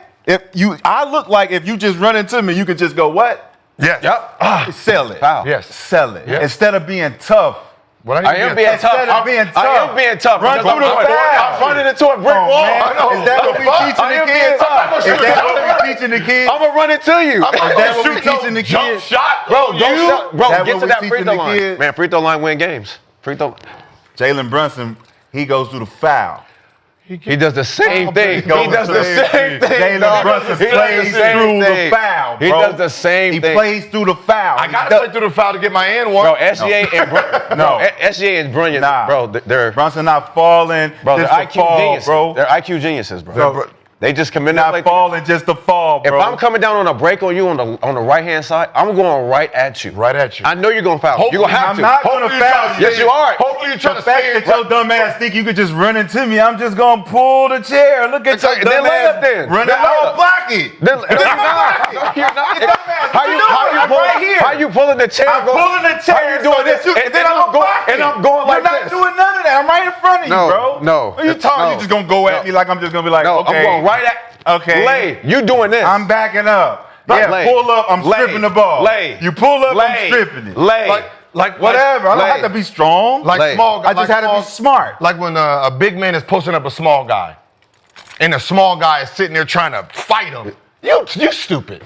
I did see Alex Caruso do that. No, to but, Joker in Game but what 7. I'm saying is it's a dumb thing. Take the charge. Saw Caruso, big body Joker. Take the charge. If you know that Did he guy's have gonna to take a charge? like the White Howard could or have. anything. Did he have to? He didn't need. He locked. He did not have Like to. the White Howard or something, they're sitting there going to lower their shoulders. Why are you trying to muscle? What you think this? You're trying to muscle with this guy. Soon as he lowers his shoulder, take the charge. So, You don't need to pretend you're strong. We know you're not stronger than him. Take the charge. So, Sonny, I'm gonna ask you Make directly. him change it up. I'm gonna ask you directly, Sonny. Are the criticisms of SGA's whistle justified? The criticism of his whistle. A lot of yes, people upset with the whistle For that sure. SGA gets. for sure. Western Conference Finals. After going through the game last night, we went through a whole analytical breakdown of how he getting his points, why he was struggling, how he got his shit back. And it's an advantage. It's just like the James Harden step back when nobody knew how to stop that shit. So we watched a clip of all the fouls that SGA drew in the game, even the one that was overturned. Did you feel like the bulk of those were not foul? Yeah, both of them wasn't. But the fact that there was some that wasn't, like it would be good if none of them was. If like all of them None was, of them were fouls? No, I'm saying if none of them, if all of them were fouls, it would be good. If all of them were fouls, it'd be great. But the fact you got like 3 or 4, that's crazy. Damn, so those fouls decided the game? That's 8 points. They lost by 400 points. How much they lose by? Because they did not lose by 400 Because points. when he was getting all the 26 points. when he was getting all the fouls, they were losing. Yeah. 26 What, the points. first won. quarter? Yeah, the First half. They were losing? They were Yeah. down early in the first quarter. SGA got 7 Down how free throws. much? How many? Because SGA was- halftime, what was the Like score? 8? Wolves were up by 4. So they were losing when he was getting all his free And the throws. Wolves were up by 3 after the first 2 for quarter. 12 in the first quarter. Yeah, they were down. I think Wolves Shot- scored they They first were 8 playing points. good defense. He shot a total of 5 free throws for the second half. He missed some gimmies. They were playing great defense. No, he missed some gimmies, some in and outs. That's what I'm saying. The same shot. To me, I mean, when I was watching the game, he's shooting the same shots. He get to the same spaces, right in that paint, fall back, everything. So, question for the couch: whether you agree with SGA's ability to draw fouls or not, call it foul baiting, being a foul merchant, whatever. How hard is it to keep your cool when it feels like an opposing player is getting every whistle? No, play better defense. Shit, make an adjustment. Do something different. Obviously, That's how you would feel with the question he just asked? That's how you- obviously, nobody's been able to guard this man one-on-one all year. So, you know what he's gonna do, and nobody's still stopping it. So, figure something else out. Trap him. Get the ball out of his hands. I don't know, but if he's gonna come down and be able to play one-on-one, good luck with whoever guarding him. And that go for anybody in the league. You know what the real irony of this is? I think people are not thinking that the referees don't do their homework. The referees don't look at all these plays after the game. So if everyone's saying he's a free throw merchant, these ain't fouls, you don't think they have to watch this? They have to watch all these plays, and they out there still making the same call. So they're behind the scenes agreeing that he's just good at this. There's some people are just gifted at this shit, man. Yeah. We had it's just one of like I watch them sometimes. I was like, fuck, that was like Lou Will. Some people are just fucking gifted at knowing how to get fouled. Look, Devin Harris. Fuck. We had SGA's pops here in the arena a couple months ago. We talked about the whole foul merchant, foul baiting criticism that his son gets, but pointed out that he has an innate ability to understand the rules and manipulate those rules to be able to draw fouls. So if people have a problem with that, then you have a problem with the officials for calling that. Because if they stop calling that stuff, I would imagine he has to change his game up. But there are other guys in the league that That's what get James- fouled. James had to change his game. There are other guys in the league that average just as much free throws as him. Correct? There's a second, a third, and a fourth. They don't have the same criticism. Yeah. Only one guy has the Trae criticism. Young third, 7.4 free throw attempts per game. Harden fourth, 7.3 free throw attempts per game this season. Jalen Brunson fifth. And in the his regular went season, down 'cause they stopped 6.9 calling free that. throw attempts. And then Joker with His shit 7. would be at For 11. everybody who So only one guy, probably Joker, the only one that's not, people don't consider Yeah, Trey reputation. all is 3 called. point guards. James Harden has that same reputation. Jalen Brunson, I don't think gets it quite as much. Guys who got the ball in their hand the most. Guys who are probably the most skilled, too. I didn't realize we're penalizing people because they're just smarter than everybody. Like literally, you have to dumb down basketball because I don't see we do know who the elite defenders are, right? What is their all defensive team? Pull it up. What's all defensive team? I know any defender out there that's watching, they like, man. Has not been released yet for If this we season. can't guard you, if we can't Who touch you, is the best guard defender? we done for. It's a done night. We can't touch Brandon. We can't touch him, man. They not letting us touch. We can't guard him. But they only shot 26 and 21 free throws. So All year long, he can't breathe on them. That's what he said. We know coming in here, we knew we tried to scheme for him before the series. We knew what we was going to get. But, you know, we got to figure it out. And you know his saying, man, he's consistent. He's been consistent all year doing this. Somebody should know. He right know now. what he doing. Somebody should know. Can't fault him for that. He know what he doing. Watch better film. Coach, or whatever his coach is, go do another scheme or something. Shit. Oh, I don't know. Get out of here. I don't know. When I hear that, Lou Dort, Dyson Daniels, Amen Thompson, I think. Perimeter. Look like it's the coaching. play against Daniels, you said Daniels, right? Dyson Daniels led the league in steals. He shot 4 free throws against him, took 23 shots.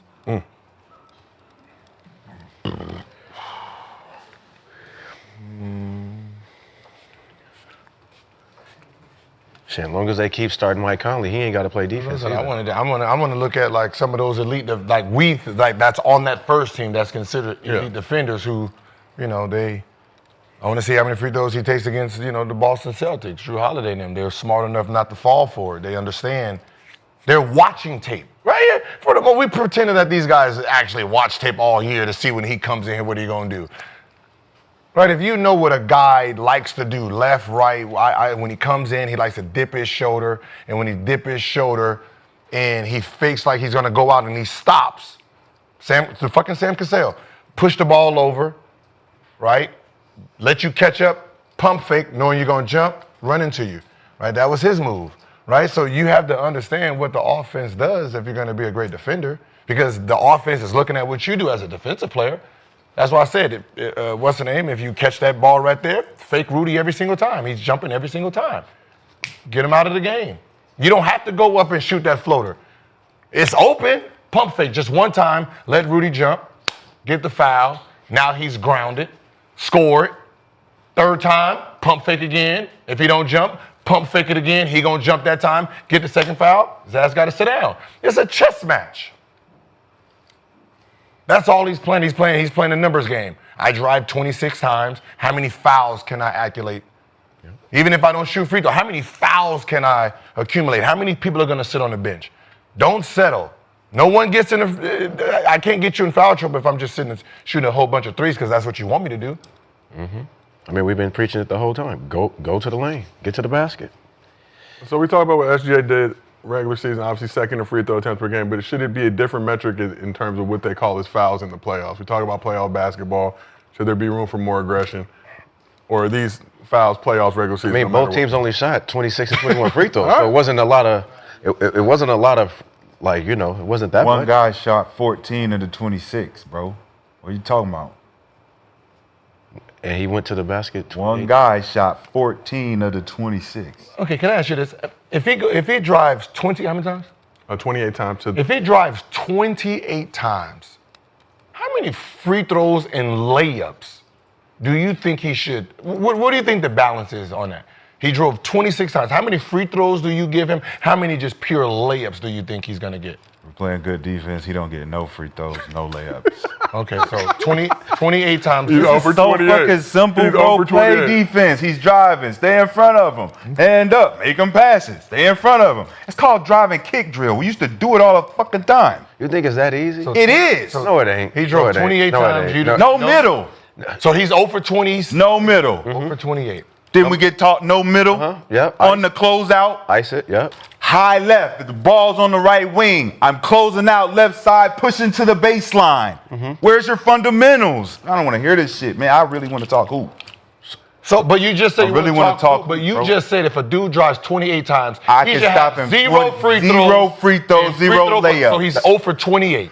He shouldn't be On shooting. the- He should on be the- passing on every drive. I'm He don't not- have a lane. I'm- He has nowhere to pass. He I'm has not nowhere to shoot. He has to pick up his dribble, and he has to look I'm like not- Caruso does when he drives. I'm not saying what Doesn't Caruso I'm not do that? saying what you should do. I'm He saying, drives, and then he picks it up, and he looks to pass it to somebody. Why are we not counting his drives? because it doesn't count as a drive. We're saying he's already there. Doesn't count as a So drive. What do you mean? I'm- He's driving. He's picking the ball up. Yes, That's a drive. He stopped. He Yeah, got stopped. they can do the same in the thing. lane. We're saying in the lane. That means he already got that. That means your defense is not there. So how many layups do you give this MVP and how many free throws? Not getting no layups, you're not getting no free throws, we're not fouling them. It's So called 0 play for- without fouling. so 0 for It's called 28. play without fouling. So It's called play without fouling. Wow. Okay. 0 for 28? All right, well, let's keep this thing moving. I think we've had sufficient Realistic? foul merchant discussions for. You want to talk basketball, but that's the realistic take. Good defense, driving, no foul. Good defense, driving, no foul. Passing the ball. What are you talking about? A dude who's averaging 30 will go to the lane 28 times and not get a one free throw or layup. If he's not looking for the, he's not trying to sell the foul, and you got a guy like Lou Dort guarding him or somebody like that guarding him, you can play good defense, especially if it's team defense. So They're playing good defense on the other end. They're stopping Ant Edwards from doing what Shea does. How? Because I'm not letting him drive to the lane. Because I Edwards already shoots more, stopped threes. him from driving to the lane. we're going to talk So about We're that. saying he got in the y'all was lane watching the game. 28 He's a times. jump shooter y'all more. was watching the game. He's a jump shooter more too. What kind of defense is He's more of a jump OKC shooter, too. playing on Ant-Man? He's They're more of a jump loading shooter. up. They're loading up But he's more of a jump shooter. AAU too, though. defense. So that means he didn't get in the lane 28 times. because they're loading up, right? Okay, but we already He's said a- So the he, other team is not loading up. so he got in there which is- 28 times. Right. So what should Minnesota do? We're not saying what he should. We're saying he got I'm there 28 saying what times. they should do. Oh, I'm so- saying Minnesota should do what OKC's doing. And we're going to talk about that in just a second. Let's wrap this up, though. We asked the chat, is the flopping obvious? 78% of the chat said yes. But let's shift over to one more thing. So 65 and 7. we got tons of Come Wolf on, talk. don't bruise. I ain't been here all week. It's been. Can I fucking celebrate, Joe? What's up, bro? Spray down, spray down. Damn, Spray down and lay down. But let's talk about one last thing before we switch over to the Wolf like a side. special guest, man. 28 times, 0 points. Making 0. money. Money make it sunny. So like I mentioned on the show yesterday, former Nuggets coach Michael Malone joined the ESPN crew to cover the Western Conference Finals. So Malone coached Nikola Jokic during each of his 3 MVP seasons. And the bulk of this season, which saw Joker become the first big man in NBA history to average a triple-double. While he was still employed by the Nuggets, Malone was very outspoken in his support of Jokic winning MVP this season. But after Game 1, Malone had this to say about Shea. And then Shea Gilgeous-Alexander, he showed why he's the MVP. He took over in the second half, did so in a very efficient manner, and put the team on his back when they needed him to do so. I think Shea just won MVP. Yeah, Shea did, according to Shams. It was supposed to be announced later tonight. Shams could not wait. So, ladies and gentlemen, Shea Gilgeous-Alexander, your 20, 24, 25 NBA MVP. It is official. Sources tell ESPN, according to Shams, the NBA got to stop snitching. They snitched 2 weeks ago. He been new. Yes, he been new. Shout out to Shea Gilgeous-Alexander, first MVP in his career. Was down to 2 finalists. Shea got the best of Joker and the Nuggets in their second round series. Now gets the best of Jokic again, winning MVP. Gil, what's your initial reaction to SGA winning his first career MVP? About goddamn time. No, I'm just playing. Nah. So Michael Malone was right, I guess. No. I mean, it's amazing, man. I mean, he's did something that a lot of people can't say they've done is, take a very young team for the last 2 years, to the #1 seed. He felt he got, robbed last year, and he came back to prove it this year that he was the rightful MVP, and they rewarded him with it. So it's a great thing to watch, no matter what kind of criticism he gets. He knows how to play this game. You can see he's detailed in this game, and it's well deserved. Mr. B, do you agree with Shea Gilgeous-Alexander winning the MVP award over Nikola Jokic? Nikola, historic season. They finished top 5 in multiple categories, including steals. First big man ever in NBA history ever to triple-double. Hey, man, stop. Come on. But- we know who won. but- It's just, we know who won, man. We don't need Jokic talk right now, man. Excuse me. Let Come me on, know. stop all that. He heard the question But SGA already. led the Thunder 6-8 wins, led the league in scoring, got the scoring title. Yeah. We talked about this on the show previously this week. If he did get this MVP, if he did lead this Thunder squad to a championship finals MVP, where that would put him in Thunder history, what do you think about SGA winning his first career MVP award? Oh, man. I mean, I'm happy for him. He's consistent all year. Like Gil said, he took a young team. I remember when we interviewed his dad up here on the couch. And Shout out Von talked Alexander. about how much they loved AI and how in tune they are with the game and the details of the game. And, you know, you can see his dad's swag, so you know where all the swag and everything come from. So it was just dope just to hear his background. You know, a kid from Canada that probably grew up, probably never knew that, you know, he'll be an MVP. So to have his first MVP and have a winning season behind it too, and also be in the Western Conference Finals is big. So I'm happy for him. And he's consistent. Sonny, what do you think about Shai Gilgeous-Alexander winning his first MVP? Congratulations, for sure. He worked hard for it. He took down Titan. And I think that was most important for him. To make sure he beat him, to show everybody if I could beat him, it's, you know what I'm saying? He beat Joker's ass. Because if, you know, Joker and them win that series and he still wins it, it's a whole bunch of different kind of conversations, you know what I'm saying? But I like that you can't try to change the narrative now. You know, he got to kind of now come back next year and prove, just like every other MVP has. Giannis, Embiid, Joker, come back the next year and prove the numbers to be the same or similar, take your team to the same, and keep working hard, you know what I'm saying? 3 straight seasons, averaging 30 points per game, shooting over 50% from the field. Only Michael Jordan has done that. Damn. 3 straight seasons averaging 30. 3 straight seasons, averaging 30 points per game. SGA was the Gills Arena MVP last season, but now officially the NBA MVP. The 2024-2025 season. Congrats to SGA. A black man. Canadian black man. A Canadian black man. Does he put the do-rag on when he got the MVP trophy? Should he wear the do-rag to his MVP trophy Wear the presentation? Ooh, can't wait for him to be a Laker. We will find out later this evening. Man, you won a lot of people, man. And let's go back to Michael Malone real quick. Like I said, he was very supportive of Joker when he had the job. I know the Clippers is kicking their ass. Oh, what some idiots.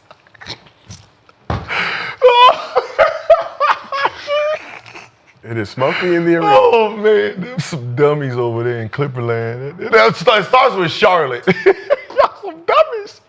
'Cause y'all drafted him, and then Very smoky. that was the best draft that was the best draft pick they actually ever drafted.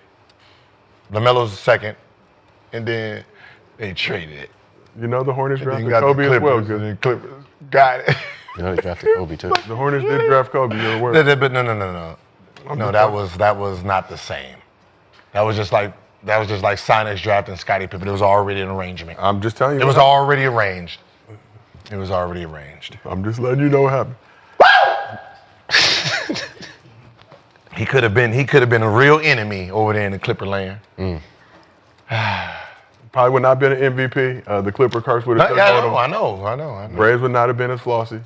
That'd have been weird, a Clipper with an MVP. Facts, huh? That's Nasty. That's one of them, like, you just act like it never happened. Yeah, that's So official MVP announcement expected tonight. We will have more on that on Gills Arena presented by Underdog. Whoop, whoop, tomorrow. Well, let's talk about the Minnesota Timberwolves now as we wait for the smoke to clear after SGA's MVP announcement. So Ant-Man was averaging nearly 27 points per game heading into the conference finals, held to 18 points in game 1 while attempting just 13 shots. He had this to say about what he needs to do on the offensive end. I definitely got to shoot more. I only took 13 fucking shots, but I'll say probably just get off the ball a little more, play without the ball. I think that'll be the answer, because playing on the ball, they're just gonna double and sit in the gaps all day. So, got to go watch some film and pick it apart. We'll figure it out. Oh, okay. Oh, well. So you heard Ant-Man say it himself. Shad, do you agree There it is. with Ant-Man saying? Impact the paint, clogging. If you're watching the game, you see where his hesitancy lies. He's trying to read what they're doing. And we watched the game, we analyzed, we seen the first 5 minutes what they was doing. And they were switching on everybody else, loading up on him.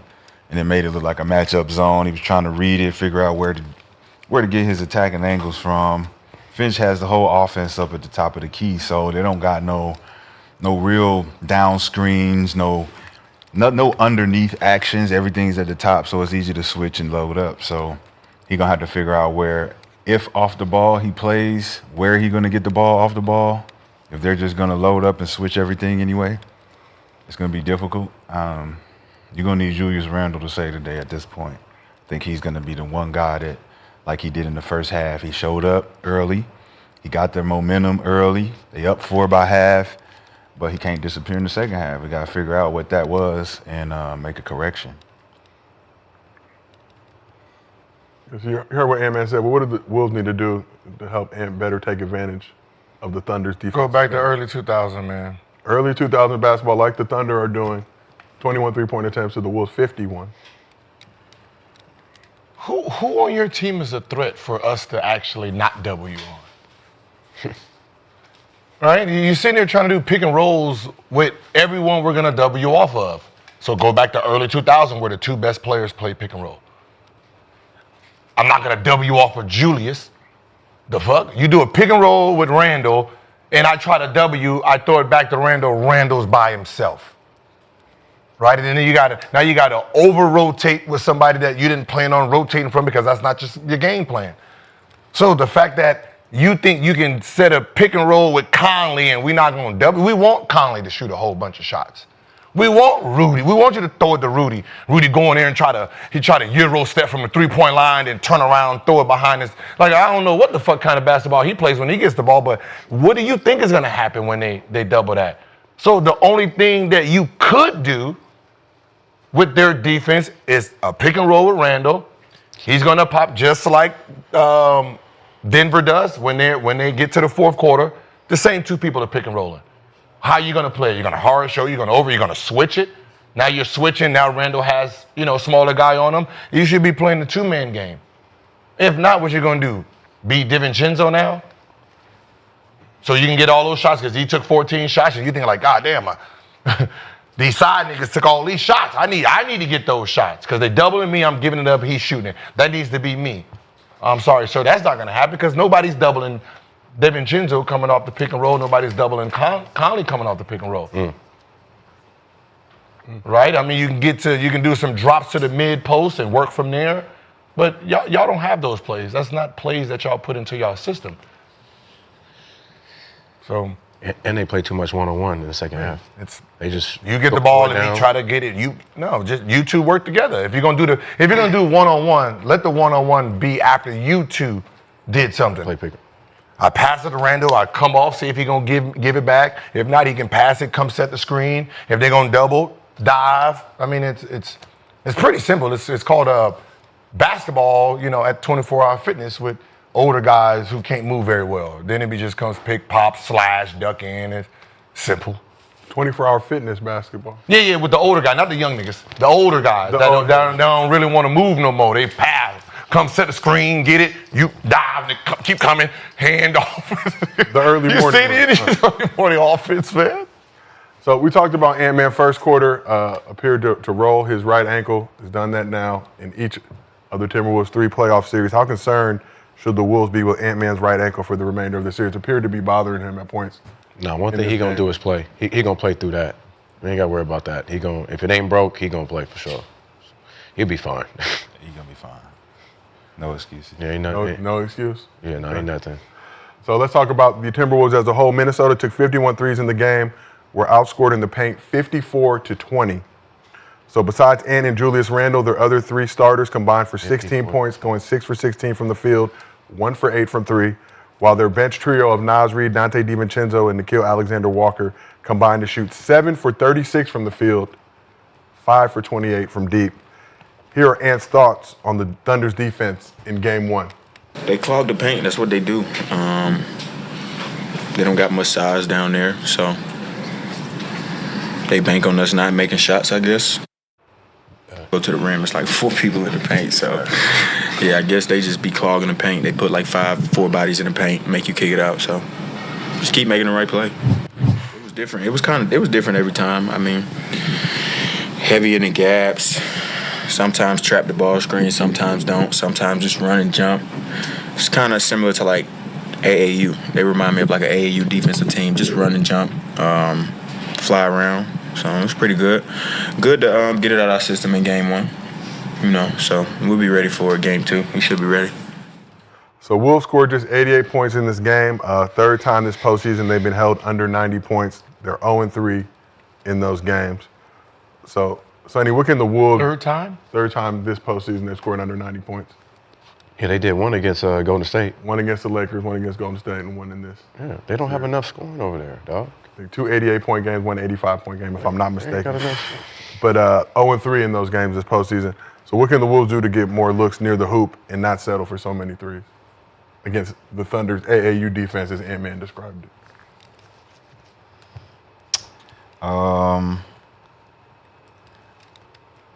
I would play Ant in the post. Get the traditional double to help and figure out how they're going to scheme for that, because there's only a few ways you can. And if they do play it like they played Joker, Ant-Man is a little bit more athletic to make plays at the rim. Julius Randle is always going to be a ball stopper, but he needs to be put in a different position than that elbow. Maybe the Dirk position at the free throw line, where he can operate there but not hold the ball. They try to get him the ball there sometimes, but he takes too long. DiVincenzo, to me, has kind of proven to be overrated in this trade. He's not hitting the shots that was expected. He has spurts, but he should be a knockdown, guaranteed bucket when he's open. He's not delivering. Nikhil doesn't have much expectation outside of just competing with his cousin, and I think he's been doing that. You know, he hits shots, he don't. There's not a big expectation outside of that. Nas Reed is probably the biggest one that needs to step up. Yeah, scoreless in the first 3 quarters. Yeah. Finished the game with 4 points. He gets the ball on the post. I think he needs to slow down a little bit, wait for opportunities to score, but they try to exploit mismatches, but they take too long trying to, like, establish their position and just going. Just catch and go. And I think they'll see different responses from the OKC. Because they're just, like you said, they're throwing AAU defenses at them. And I told the homies, I was like, look, first quarter, they're going to play like this. Watch, they're going to change their defense all through the game. So let's switch over to the side of the couch. Mr. B, what do the Wolves need to do to get more looks near the hoop? Stop settling for threes. Or do they keep that same strategy, just hope that they knock down more threes, 51 threes in the game? I mean, you definitely got to hope you make more threes. 29% from 3, I believe. I don't think he was ready for the different defenses that they were going to throw at him. You could tell in what he was saying. But I mean, making the right plays. I mean, if those guys can knock down those shots, I mean, it's a different game for sure. But I mean, you know, OKC. I mean, they're at home, man. It was game 1. They did what they were supposed to do. They came out with way more energy, and you know, they did what they were supposed to do. But I don't know if I would change too much. I mean, definitely put Ant in better situations and Randolph. But I mean, those shots are there, man. You got to take them. To me. How about yourself? What are your thoughts on what the Wolves can do to activate their offense a little more? To get in the lane, there's nothing they can do to get in the lane more. There's only one dude who actually can get there. I mean, Randall can get there, but for the most part, Daniels, Nas Reed, I mean, was Conley, like who are they gonna, DiVincenzo, who are they gonna use to sit there and drive and manipulate the defense? So expecting these guys to change their game overnight is, come on, it just doesn't even make sense.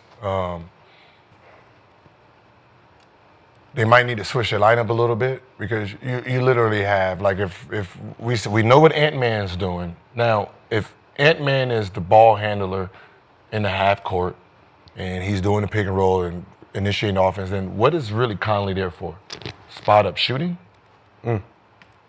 Right? I mean, he's not a defensive stopper, he's a little, so is he there to control the tempo when he's so, you can replace him.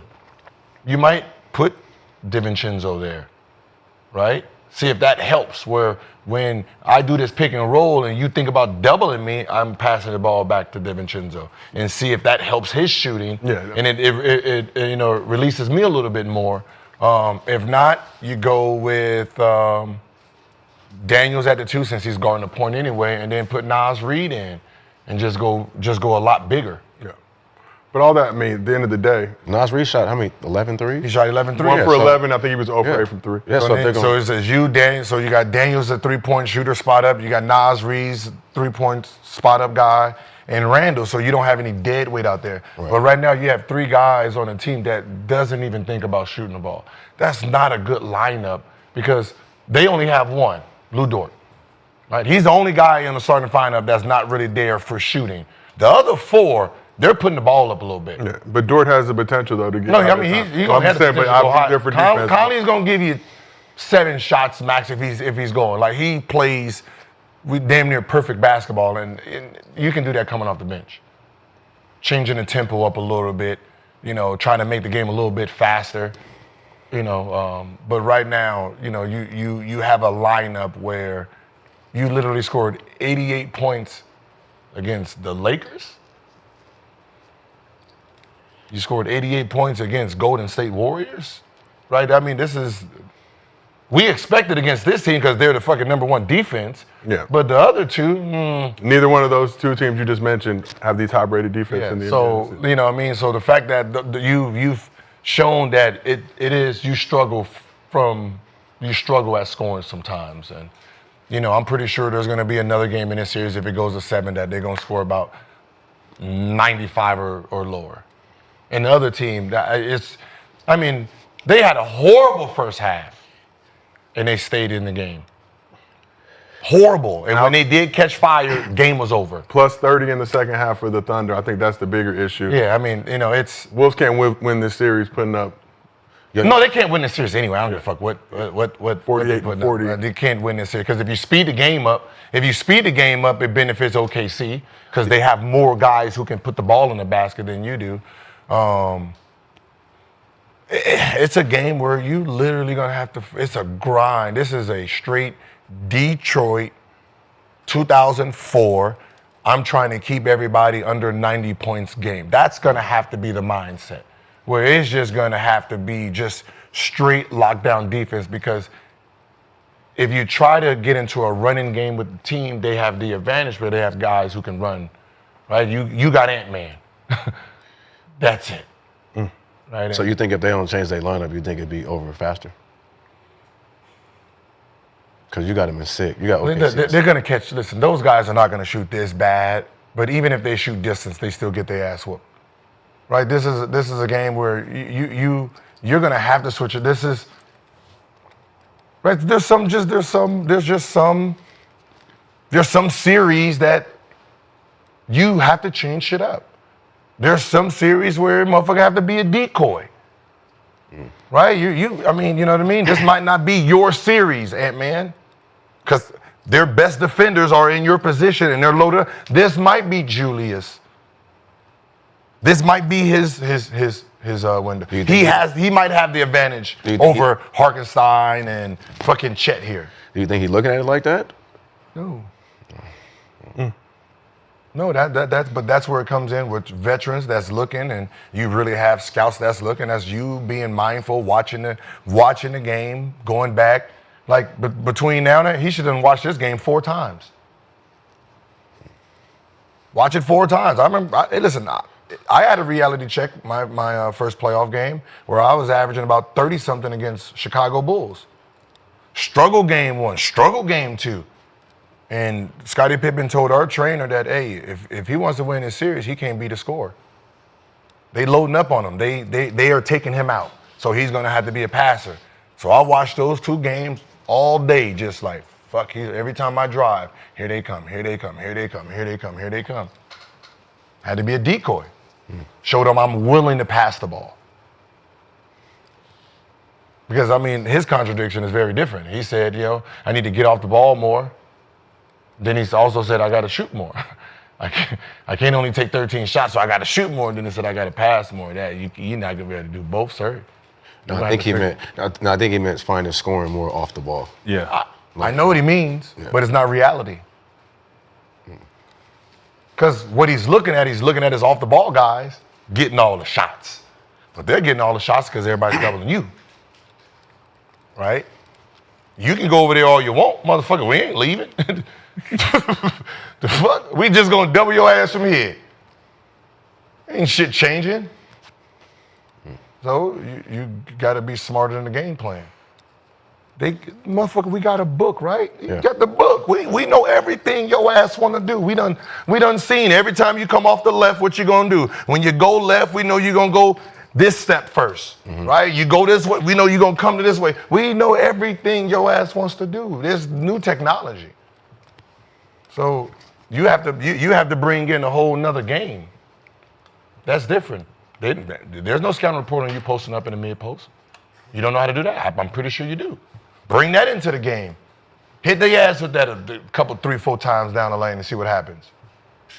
Run off a double screen down there. Pass the ball, cut through the lane, pop out on the baseline. Do some of that just naturally. You will see they won't have no scheme for it. Well, we will see how the Wolves adjust in Game 2 to avoid going down 0-2 in the series. They're not going to adjust. They're just going to hit shots. But thanks to Mando for sponsoring today's podcast. With summer upon us, it's time to fight the heat with Mando Whole Body Deodorant. It's getting pretty rough here in the Valley. If you've been struggling with the heat and humidity like we have, I have great news. Mando has just launched something that takes sweat control to the next level, introducing the Mando Deodorant Plus Sweat Control Solid Stick.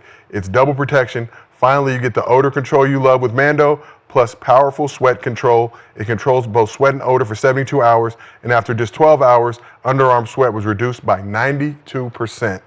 This stuff works. It doesn't just mask odor, it prevents it. 100% of study participants experience all-day odor protection. Mando's new Deodorant Plus Sweat Control Solid Stick gives you double the protection you need. No more worrying about sweat stains or those embarrassing pit rings. I know we all deal with that here in the arena. Just all-day freshness and dryness. Mando Starters Pack is perfect for new customers. Comes with a solid stick deodorant, cream tube deodorant, 2 free products of your choice like mini body wash and deodorant wipes, and free shipping. As a special offer for listeners, new customers get $5 off a starter pack with our exclusive code ARENA. That equates to over 40% off your starter pack. Use code ARENA at shopmando.com. That's shopmando.com. Please support Gil's Arena. Tell them we sent you. Mando's got you covered with deodorant plus sweat control. Say goodbye to sweat stains and hello to long-lasting freshness. All right, let's move over. We got the Eastern. I got my Mando on right now. Okay, I could have took your word for it. I didn't need to see the pitch. Just Take your word for it. But let's move over to the Eastern Conference Finals. Tips off tonight. I see you guys both rocking your Knicks jerseys. Yeah. Shy, you got the curl just in time. Throw it on. Follow the drip. Yep, make sure. Get it right. There it is. Keep it moisturized. She's your... Yeah, there you are. I already know. I'm trying to cue you up, bro. So glow. Knicks and Pacers tip off the Eastern Conference Finals with Game 1 tonight, Madison Square Garden. New York won the season series 2-1, but the teams have not played since early February. The Knicks are back in the Eastern Conference Finals for the first time in 25 years, and Jalen Brunson is a big reason why. Before Brunson arrived in New York, the Knicks had 8 total playoff wins in the previous 20 years. But in Brunson's time with the team, they have 21 wins in the past 3 seasons. In 12 games this postseason, Brunson averaging 29 points, 8 assists, 4 rebounds on 44, 36, 82 splits, and has delivered time and time again when his team needed him the most. So, Gil, during a recent playback watch party, you said Jalen Brunson is one of the only players in the league that actually has the Mamba mentality. So I need to ask you, why does Jalen Brunson have the Mamba mentality? The Mamba mentality, the real one, not the commercialized Mamba mentality, but just everybody throw it out. Where, they hyper focus in the last few minutes of the game, where precision kicks in, where all details matter, where no matter what happened, what they were doing, those first 43 minutes of the game, it's all irrelevant, right? This is killer time, and he's probably one of the only players that I've seen in a long time. Kyrie's shown a lot of it. Dame showed a lot of it, but consistently, game after game, series after series, he seems like the only one that I've seen in a long time that is the Mamba mentality, the real definition of what the snake is. I like it. And when you look at Jalen Brunson, would you say that he's a player in the league that has the Mamba mentality? Of course. I think everybody knows where I stand. with it all. You know, I said he was going to be who he is right now. Other people said he should go to Phoenix and be a fourth option. That he wasn't the number one option on the championship team. And here we are, headed towards the championship. New York is now a culture's son. And it is what it is, you know? B? You heard? I have heard. You heard? You have heard. All right. Everybody is hearing now. Cat is in the building now. Told Jordan to give him some catnip before the game so he could go crazy. He got the New York accent down. You know what I'm He's saying? from Jersey, but Rucker Park, bro. so Mr. B, obviously, we talked a lot about Halliburton versus Jalen Brunson, but when you look at Jalen Brunson, what he's been able to do past few seasons with the Knicks. He's been doing his thing. You know, last year he got kicked out. You know, got kicked out by Indiana. This year, I'm sure he has a lot of revenge on him, so I'm sure he's going to have that Mamba mentality that they've been saying. But, you know, it's another guy on that other side of that floor, too, man. You know, that has a chip on his shoulder also. And, you know, he has a lot to prove also, too. So, you know, and when he wants to kick into that mode with 5 minutes to go and taking over games, he can do that also. Yeah. And he also has four or five different guys in double figures in scoring. So obviously hindsight 2020, but any chance Dallas ends up regretting letting Brunson walk more than trading Luka?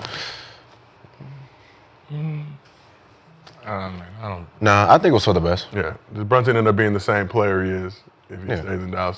His game probably gets time, and he gets to come to New York. It was for the best. It was for the best for Brunson. You know, I mean, Dallas, they still got the #1 pick. They still got, they still got their pieces over there. But for Brunson, I mean, I'm looking at it like shit. It was a blessing.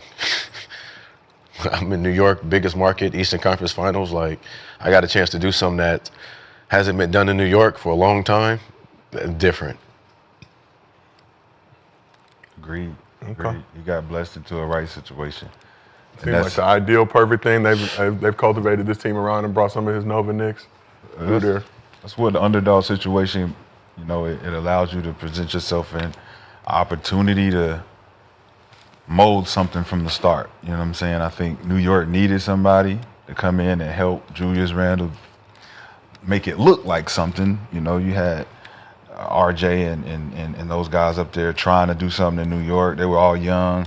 You bring Brunson in and you start getting some type of structure. And I think it all comes from his dad, to be honest. Who was on the Knicks coaching staff. Shout out Rick Brunson. He don't get enough credit. I think he should get more credit of how he's cultivated a leader in Jalen to understand it ain't about me, it's about we. It's about we. It's we, not me. And when it's we, not me, everybody eats. Because it's New York, son. Everybody eats, B. Everybody, like father and like son. Rick Brunson on the last Eastern Conference Final team in 2000. Now his Brunson son. would be the shortest guard to win it since.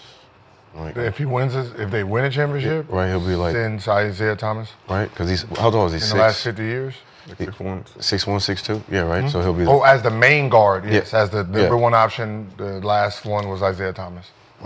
Wow. I mean, Steph is 6'4", but if you're gonna use Steph, it's them three in the last 50-something years. Yeah. Okay. So Knicks bested Boston 6 games, but had to overcome 20-point deficits game 1 and 2. They bested who? Boston. The Celtics? Yeah. The New York Knickerbockers in their previous series. Go ahead, continue. My bad. Okay. Overcame 20-point deficits in game 1 and 2. Trailed by as much as 14 points in 5 of the 6 games in the series. Obviously, they spoke at length about how they would like to avoid doing that. Obviously, love winning those games, but would not want to put themselves in a position to have to come back from those deficits. So what do the Knicks need to do to be more consistent and avoid having to overcome big deficits in this series?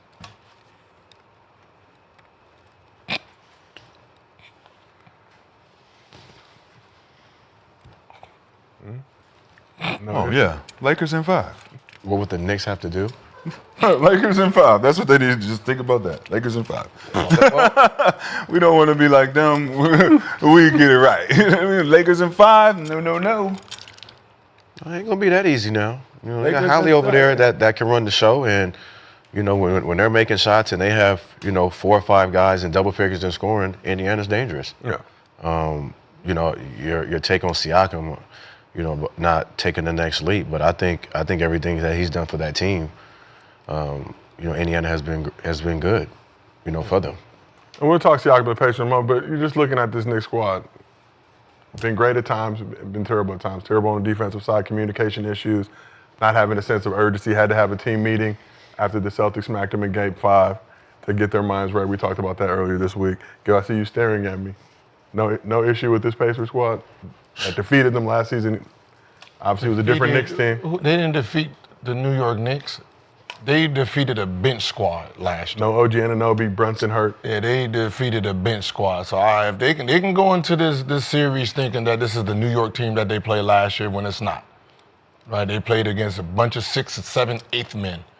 Right? There's a Mikal Bridges, there's a Cat.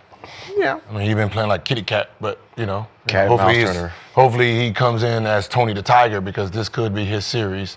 But it's not the same team. Right, so they could and should get their ass smacked out the building.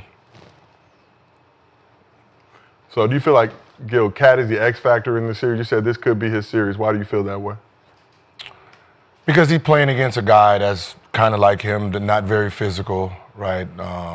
So it plays to how he plays the game. Listen, as long as he's going to give you the 19 to 23 and 10. He's not the X. The X factor is that OG dude. OG is the X factor here because he was horrible in the last series. I mean, it was a game where I think he had 2, 4. He had a 2 game, he had a 4 game, he had a 5 game, I think, in the last series. And they beat the Boston Celtics. Yeah, but maybe right? So if he just is consistent across the board, if he just averages, just average 15, this is a different series. So 5 in Game 2, 2 in Game 3. For this game? 5 points in Game 2, 2 points in Game 3, 6 points in Game 5. Yeah. See, them games, he can't have those games. He can't have that now. We need consistent, right? The Nova Knicks, they consistent at what they do. So them 3, we good. Cat. If you bring what you bring, that's good. If OG brings his just 15 to 17 guaranteed, this series is over. That's gonna be tough against Siakam.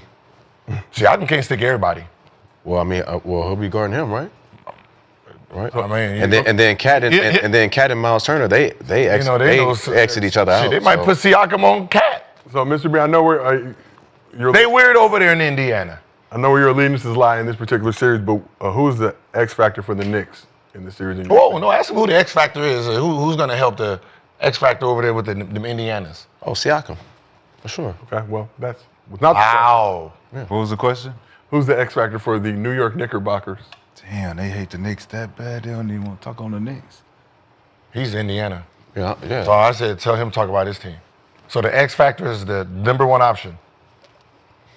Or the second? Number 2 option. So you don't. So the number 2 option. So yeah, you don't even rely him just to be the number 2 option. Yeah, he's number 2, and then Miles Turner and Cat, they exit each other out. So that's whatever. I mean, yeah. And then they just exit each other, huh? They the same. They just average 24 and just watch that shit, huh? He won't do it. He won't do it this series. He just watch that, huh? Just 12, just wash it out, just 24. Right? Listen. They're gonna be the same in this series. Let's move over to Sonny. Hey, how tall is to make money? How tall is Curry? 6'3". 6'3". 6'3 and a half. Almost. Shoes. My shoes. Yeah. Why? They think he's 6'1" because he's skinny. Who, Steph? Yeah. Steph is like 6'3". What the fuck? Who said that? I don't know. The other the chat think he's little. No, Steph. He's skinny. Baltimore. He's not. You stood next to him, or I was standing next to him. You stood next to him, and you said that he was much taller than. Yeah, I was like, oh, they gave him much credit taller than I thought he was. Sonny properly moisturized the curl. Who is the X factor in this series for the Knicks? Josh Hart. Josh is the heart of the Knicks. So when Josh shows up to do more than the bare minimum, the Knicks, they steamroll, they play at a certain level of urgency that, Josh resonates throughout the whole. Like, if you're not doing what Josh is doing, it's almost like get off the court type shit. He ain't got to say nothing. I like that energy, and I think Brunson feeds off of that because he knows that that's Josh telling him to pick it up. And I think when that happens, Bridges sees it as a, all right, I take the challenge too. So they start hitting shots. They start hustling harder. And then you got Mitchell Robinson. He goes out there. He can be another X factor that can get you a double-double out of nowhere, get you 3 blocks. He hustles between those two. I'm looking for those guys to show up. It ain't too much now at this point. You hear, might as well win. It's in New York. We are New York. It's why not? Why not? You're. Yeah, got that boy coming in town. Telling y'all. Part 2. Part 2. All right, so let's shift over to the Pacers side of this preview. Pacers had the Eastern Conference Finals for the second straight season. Last season, they got swept by the Celtics. They posted gentleman sweeps against the Bucks and top-seeded Cavs this postseason. Both of those squads were dealing with injuries to key players. Tyrese Halliburton been trying to send a message after getting named the league's most overrated player. 10 games this postseason, Hallie's averaging 18 points, 9 assists, 6 rebounds, 48, 34, 79 shooting splits. Enters the conference finals coming off arguably his best game this postseason, where he dropped 31 points, 8 assists, and 6 rebounds to eliminate the Cavs in Game 5. So, Mr. B, which version of Tyrese Halliburton do the Pacers need to be successful in the Eastern Conference Finals? What's this sign say? Hostile territory. That's the approach that he needs. Very hostile? Yeah, the whole series. I mean, they doubted you. They said you was the worst, most overrated player. They kicked your dad out. They don't like you. You look like you're a stand-up guy. You get your teammates involved. You play, you know what I'm saying? You play the point guard position like a pure point guard that I haven't seen in a minute. And yeah, man, at the end of the day, it's an exciting time, though. Like I said before, for each of these teams, for each of these young superstars, because somebody's about to, hold up that crown for the first time. So need you two gentlemen to remove your Knicks bias for just a moment. Yeah, come on, man. For just a moment. And Rick Carlisle, shout out him. Shout out Jim Carrey. Which version of Tyrese Halliburton do the Pacers need to be successful in the Eastern Conference Final? We got the scoring Hallie, we got the facilitating Hallie. Sometimes they come together. I'm just gonna go with statistics. And statistics is playing against Hallie, and the statistics are because he averages a lot of assists, and he's the point guard on the team. It would be hard for them to win a championship because that means there's not a go-to guy on the team. Because if there's a go-to guy on the team, that guy has the ball majority of the time. So it would be hard for Hallie to be Hallie. So the fact that he is the best player and he's the point guard and he's averaging about 9 assists, in history's shown that is actually hard to do. Kyle Lowry averaged, 8.7 assists, I think. He was a second or third option, whatever you want to call him. Jason Kidd, second option to Dirk. And after that, you're talking about going all the way back to Magic Johnson. So the fact that if your point guard is averaging 9, 10 assists, that means the fucking team is not that good individually. So he's going to have to average about 26, 27, and 7. All right, once he starts getting into that 10, 11, 12 assist games, that means, the people around him are just sitting there like atmosphere waiting to be fed. So Pacers had 7 players average double figures during the regular season, but you're saying that needs to shift. They can't distribute the ball around that and get balance. History says it needs to shift, not me. History. The average point guard, the average assist for a point guard that won a championship, average since, if you take Magic out and then go last 30-something years, last 40 years, so you're talking about an average about 4.1 assists a game. So that can't change? It could change. No, what I'm saying is no lead point guard that averaged that many assists has won a championship. Right? So that's like Kyle Lowry is the one who has the most assists in regular season that won the chip. Then from there it was like the Admiral. So what's his name? So what does Luka average? Huh? Avery Johnson. So Avery Johnson. Kid when he went to Dallas the second time. So what does and Luka Kyle average? Lowry. Huh? I said, what does Luka average in assists? He's averaging 9. They didn't win the championship, so. They did not. Did Holly make it to the conference finals last year? He did make it to the Eastern Conference Finals with his Pacers squad. He averaged like 26. Let me see. I do not think so. Let me pull it up. I don't see why we would have to change anything that we've done to get here successfully 2 years in a row. Now with a healthy group. I think we just need energy. You know what kind of energy we need? 18-9-4 in the Eastern Conference We Finals. need Bucks energy. We need Bucks energy. That's what Brandon didn't say. Brandon's supposed to tell Holly, you're supposed to play like you played against us. So we have the same thing as we did last year? 2 games in the Eastern Conference. Woo! I don't know like Holly need to do nothing but just say, yeah, it's the Bucks, Dame and them. I'm going to give y'all that energy because we know where that energy takes us. That's all he need to do. Against Water boy. Against the hurt Bucks? Water boy. Think about water boy. You know, water You boy. have to give more than that. Water sucks. Think about the Bucks. Water sucks. Now, he got It's High quality really good. H2O. But New York a different team though than the Bucks. Yeah, no, just motivation. We just talking about motivation for Holly. He already took down a couple dudes. Look, just look at them like them. You had energy for them. Remember your pops? He was on there like this. Remember how y'all was calling me overrated? Y'all was talking all that shit to me. Yeah, we got that same energy. So let's talk a little bit about Pascal Siakam, first or second option, depending on how you view it. Led the Pacers in scoring in the regular season, 20 points per game. Like I said, something like their number one option up for debate. So far in this playoffs, Siakam averaging 19.6 rebounds, 3 assists, shooting 55% from the field, 44% from 3. But Gil, you said that's not enough. He needs to take over and be dominant. One of them have to be dominant because, I mean, you got fucking third options averaging 20 points a game. Or damn near close. So, I mean, you're Yeah, but we You're got playing 7. again. But we got 7 different guys in double figures in scoring. So that means Pass the ball. it's like the ball. But that's just happened to Wolves. Wolves thought that same shit. That means your 5th and 6th and 7th option is taking 15, 16 shots. Oh, that's your chance of winning? No. So I can, let's try like this. If Brunson took 13 shots and Josh Hart took 15, do you think they won that game?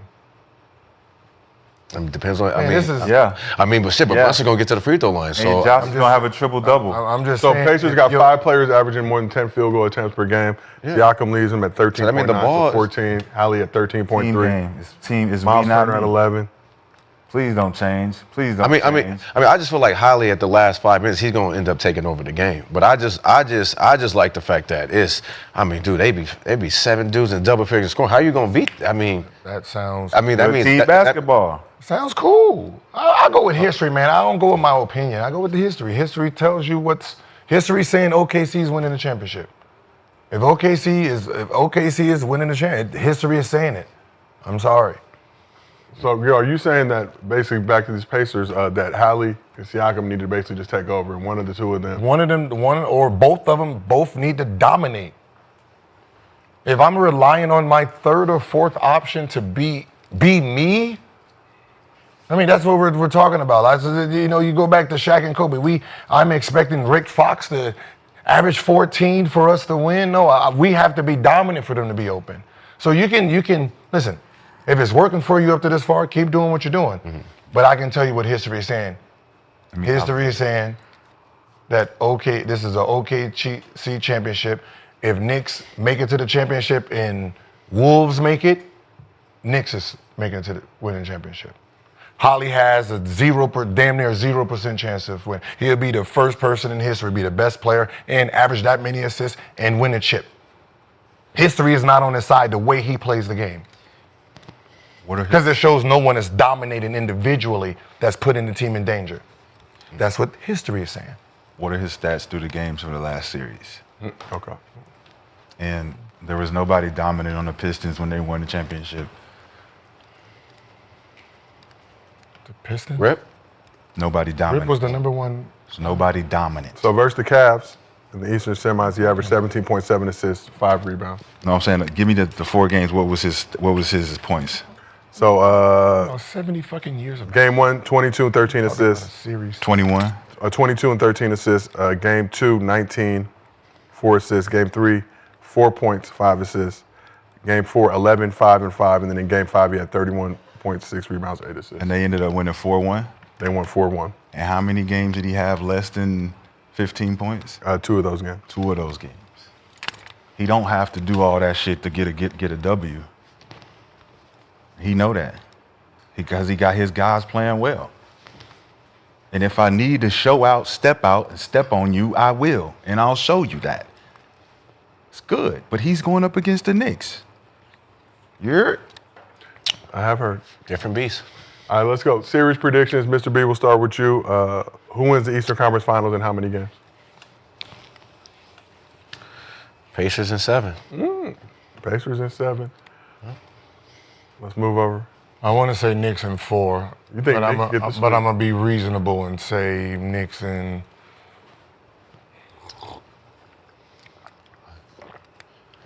I'm gonna say 6, but it's gonna be 5. So Gil says Knicks. I'm is saying 6, but it's gonna be 5. But it's gonna be 5. Okay. Let's move over to Sonny. I'm broke, baby. Knicks in 6. Knicks in 6. Oh, Lakers in 5. We are no longer talking Forgetting Lakers. about the Los Lakers. They're Angeles still Lakers. playing, right? They're volleyball in Cancun. Spirit Lakers in A lot 5. of teams there with them. Taco Celtics right there Tuesday. Jalen Hey, Brown. are the Lakers going to come to New York? Are the Lakers going to come to New York? For what? For the game. Are we? No, we smoked the Celtics pack. No. You guys are on your own now. Oh, shit. We smoked the Celtics pack.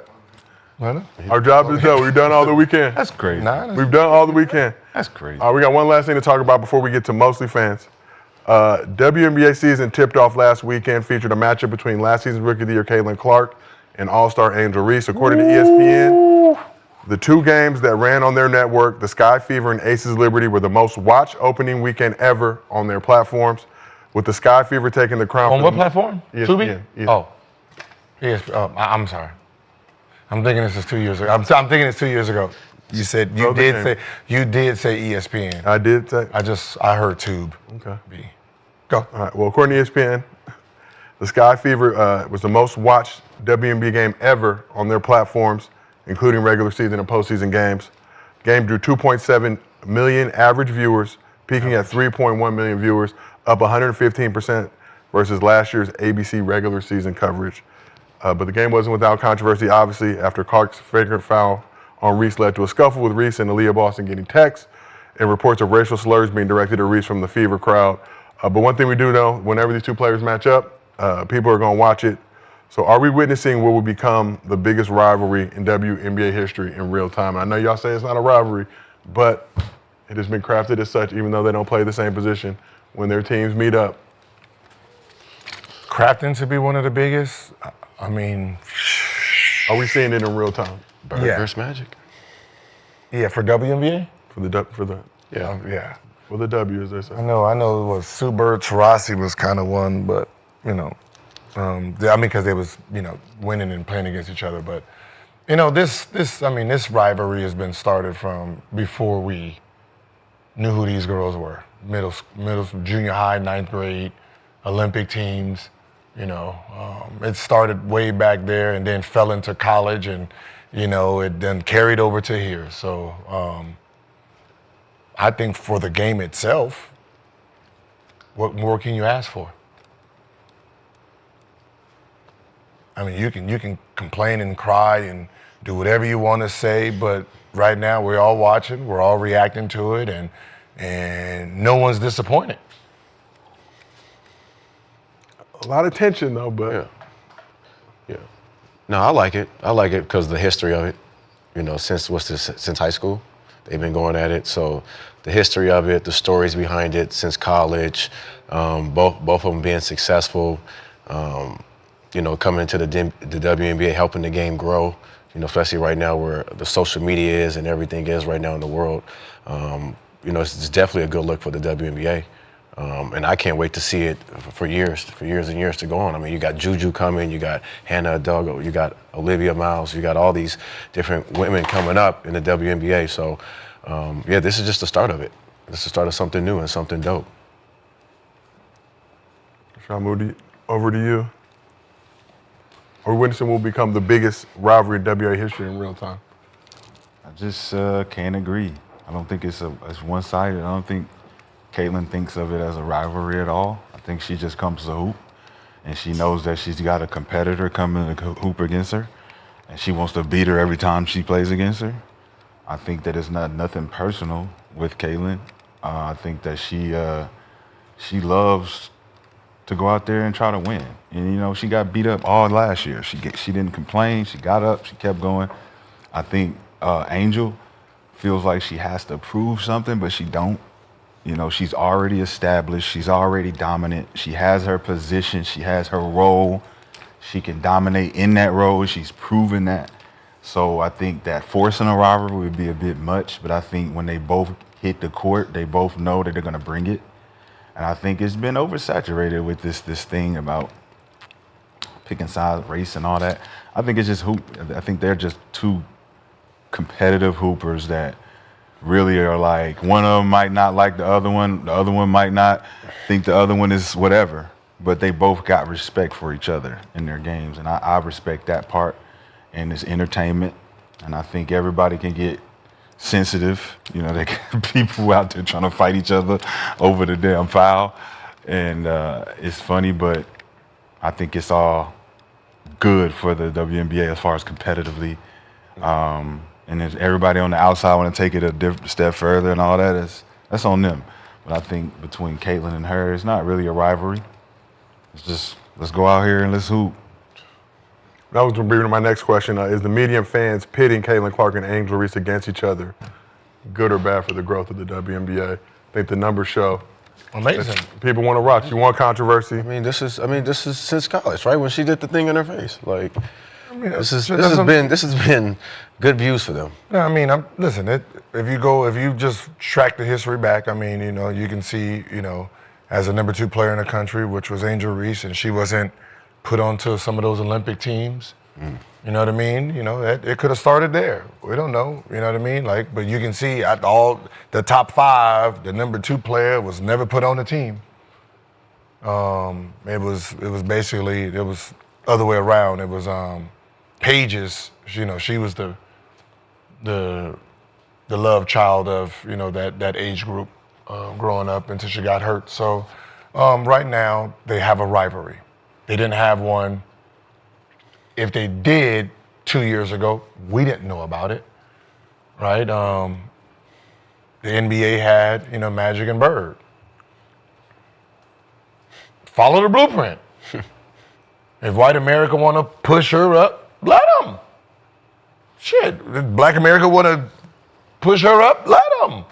If you motherfuckers want to sit at the games and half fans, if it's going to get everybody, if I can go to one of the football arenas and sell half to the blacks, half to the whites, if you're going to pay, I'm going to charge you.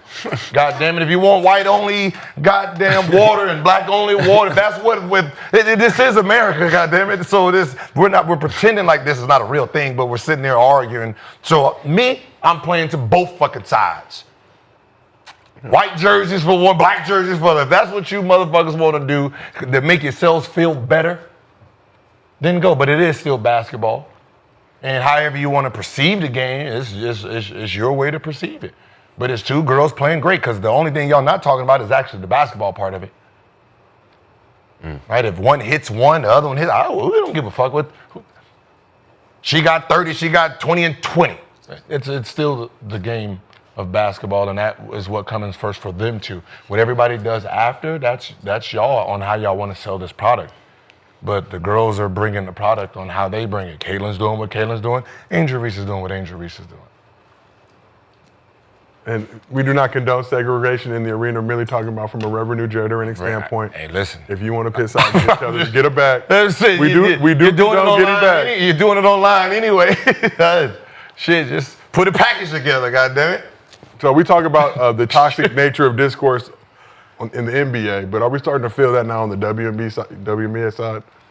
Seems like fans are getting very toxic with each other. It's going to a whole nother level. It's good. And it's not about basketball anymore. I don't agree. It's a narrative. Where's the proof? Of which one? Being toxic. I think very active on Everybody social loves this game, man. fan bases. And the people though, who do disrespect the game, the people around them will point them out immediately. There's no, yeah, we support this guy saying some nasty shit to this person. Nobody does that. So if we got proof of it, put that. He can't come back to this game no more.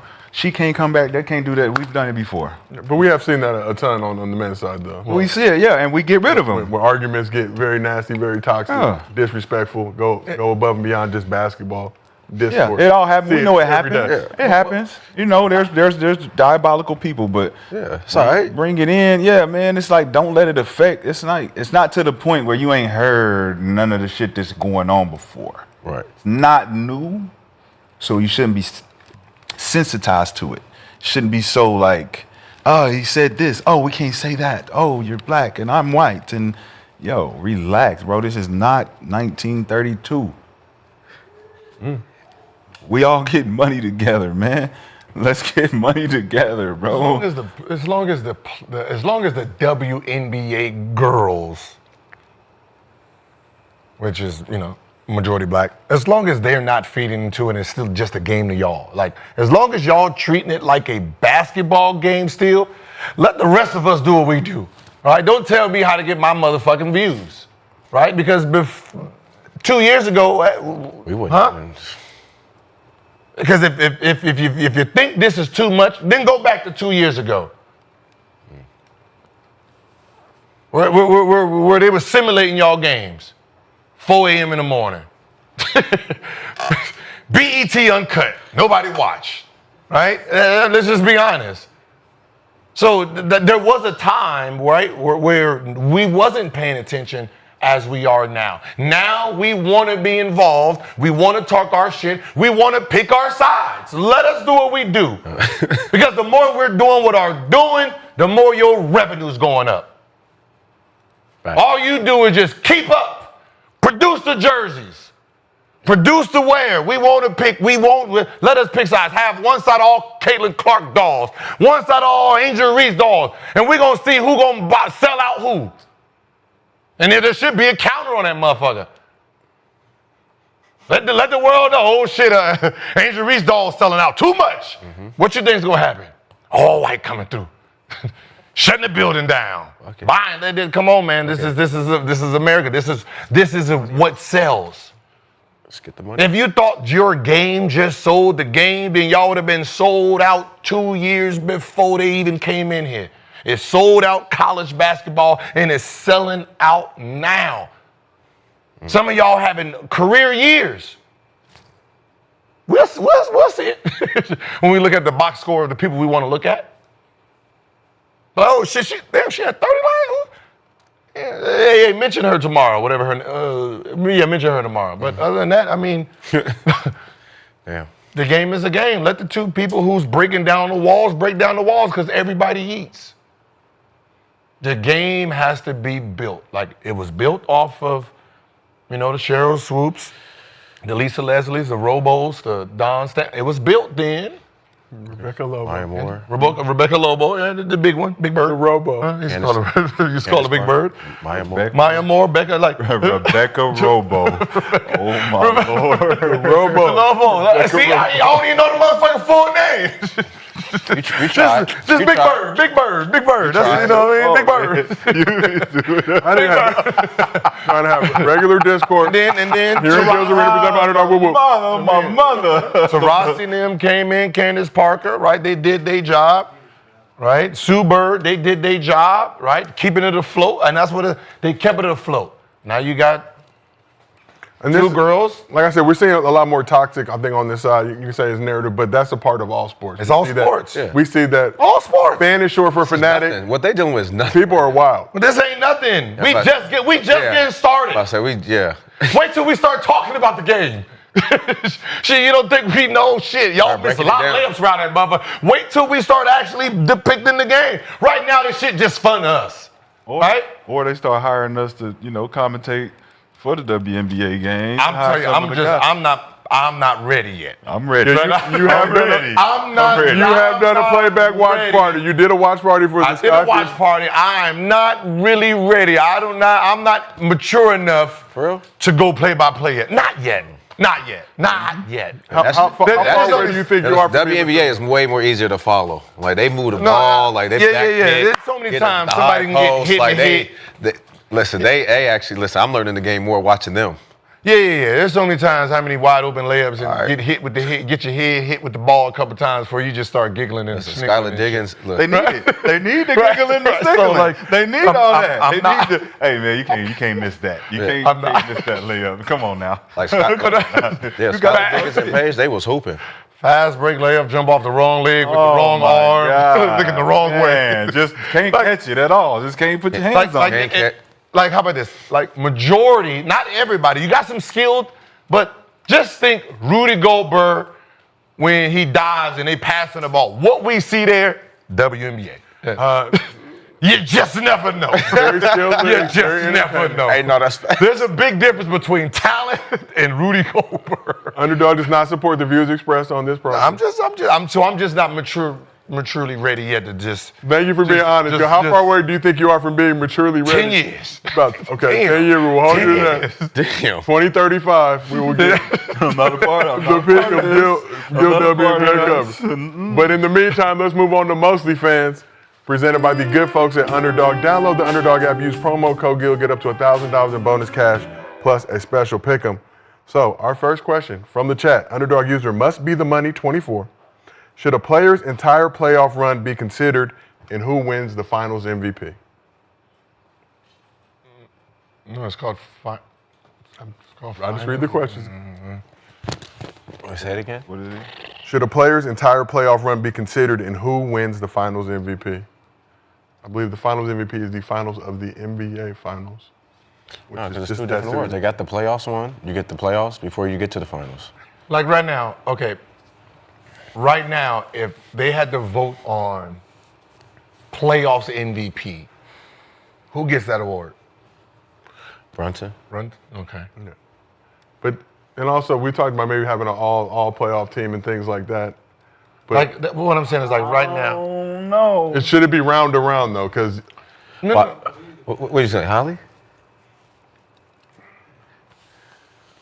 It's either Because if it's what do they gonna you go by the prefer? points. Or what do No, you value as a me? Oh, if you have a okay. personal preference of which one you're gonna pick, do I prefer somebody who's scoring a lot, or do I prefer somebody But who's it's getting the team involved? But we're both at the same point, so you can't say winning is gonna be Right, the exactly. difference. So you got to say, all right, this nigga got a double, and he's averaging this. He's bringing two things to the game. All right, so I'm gonna say Holly then. Hallie is 17-9, That's fine. And then and what's the name is 28-7. yeah. In the playoffs. In the playoffs. Brunson I know, is but the I Remember, like I said, we in the same place. Brunson And one is- got seven guys in double figures in scoring. But he's 28-7. That's a lot. There's No, total I know, I points get- no, I between get it. both. You only 2 more assists. Yeah. 11 more points. What's the other one though? What's the rebounds? But we and assists? winning. But we winning though. So 5. can't I'm change. both winning. You're in the same spot. so I can't change. I can't. It Because works. it's two different. They playing two different styles. One style worked for one team. The other style worked. Right, for the other right, for team. sure. Brunson is the only one whose numbers in all playoffs right now. He's the only one whose numbers went up in the playoffs. Everybody else's went down. Okay, so yeah, I'm He's gonna only go Holly, plus- but it would go Plus Brunson for rebounds, sure. plus assists. Question plus is this: points. You take Brunson out, doesn't play. Does the Knicks still win? No. They got Cat, remember? No. They No, got they don't. Bridges, remember? No, they don't. They don't win. They don't win. All right, so if you take Holly off, Does the Pacers win? Yeah. They have no chance. I don't know. You Cat, can't say. OG, You got Brunson, 7 guys who can score. Cat, OG, Bridges, and Hart. But you have 7 you guys got who 7 can guys. score because Tyrese Halliburton He's getting them No, the it's 'cause ball. he averaged. He's only how many assists? He's not averaging. Because everybody else was still hurt. So He's I still not think averaging those a lot 9 of assists assists- compared those 9 to assists go out the what window. Everyone is scoring. Miles Turner not averaging nothing like that. Who's the- Siakam got to get his shit off the glass. And then so you're talking about they got to play with the white boy. So 9 assists per that's game in the McConnell. playoffs. McConnell. Or Neimark. 9 assists in the regular Are season. the they Pacers winning with that? I mean, they playing against a hurt They Bucks. don't got nothing else in the second line of defense, like he said. He said Pascal Siakam came in to be the number 1 guy, ended up being the number 2 guy. Like Nimrod, He wasn't even the number 1 guy up in Toronto. Andrew averages brought 5 him in. assists. You take what's the name up? He gonna go up 4 assists and average 9. Take They Brunson got and a- Holly off them teams. they got New a York lot is of still the motherfucking better players. team. More experience, everything. New York is not still more experienced because 100%. Indiana just went last year. But they only got the experience they got as far as the years is fucking Miles Turner If you and take Siakam. if you take Holly out, you still got the number 1 option who averaged 27 rebounds. Take Brunson 15, out. 16, You got 10, Bridges, 12. Hart, and Cat. right? Do they average? And OG. Right, but they still got 6 guys in double figures in scoring. Yeah, but those No, double that's figures fine. not going to be double figures. They're not getting the ball. So But who- it doesn't so- matter about who if we leave So who says that? who's so balling. who says who's that they're balling. gonna? At the end of the day, it's who's be balling, who's balling. without because he's not averaging 9, 10 assists a game. Brunson's He's not averaging passing the 7. ball. You're averaging 9. So we can take that 7 because we got 4 other guys. Credible. 4 other credible guys. Y'all got 1 other credible guy. Siakam. That's it.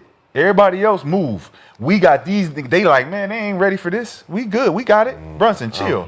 Brunson, chill. We gonna run it through Bridges. That's a toss. We gonna run it through Bridges. That's a toss. Hey, Bridges, what you want to do? Now we're gonna run it through Cat. What Cat say? Cat, hey, OG, And then Cat and Miles Turner, and then OG, what you want to do? OG versus who? Siakam. Run it back. All right, well, all right, good luck with that. I mean, Bridges. I mean, you better be How hit. much did Siakam get? 200 something. All right. I'm just saying he's the only one. Like I think Shea's it's a numbers. toss-up, though. remember, I think it's a toss-up if they both. Shea's numbers down. Brunson averaged what 24 this year? You No, take, 26. You take that 26, right? You For say- regular season, and he's you averaging say- 28. You say Bridges and Hart and Cat, y'all got to shoot Yeah, more. 26, 7, and 3 Just like rebounds. everybody else on You the saying you on got to Pacers. shoot more. Yeah. You're telling them you got to shoot more. Right. So they those gotta- 3 guys. they gotta hit. In comparison to who got to shoot more. No 29, how. 8, and 4 You telling rebounds in the playoffs. who got to shoot more. Huh? Miles Turner. 26, 7, 3 rebounds regular season, Siakam. 28, or 29, 8, and 4 rebounds. Yeah, that's what I said. He's the only one that's positive out of all the the 3. people that's there. Mathurin? Everybody Yeah. else is down. Not a chance. Yeah. Not a chance. OG, Bridges, and Cat versus who? Miles Turner. Who? Siakam and And Neimark? yeah. No. All right. No chance. They- No chance. I'm just saying. With Josh Hart running around doing Iron Man shit. But they should have flying around and They shit. should because they have Finals MVP.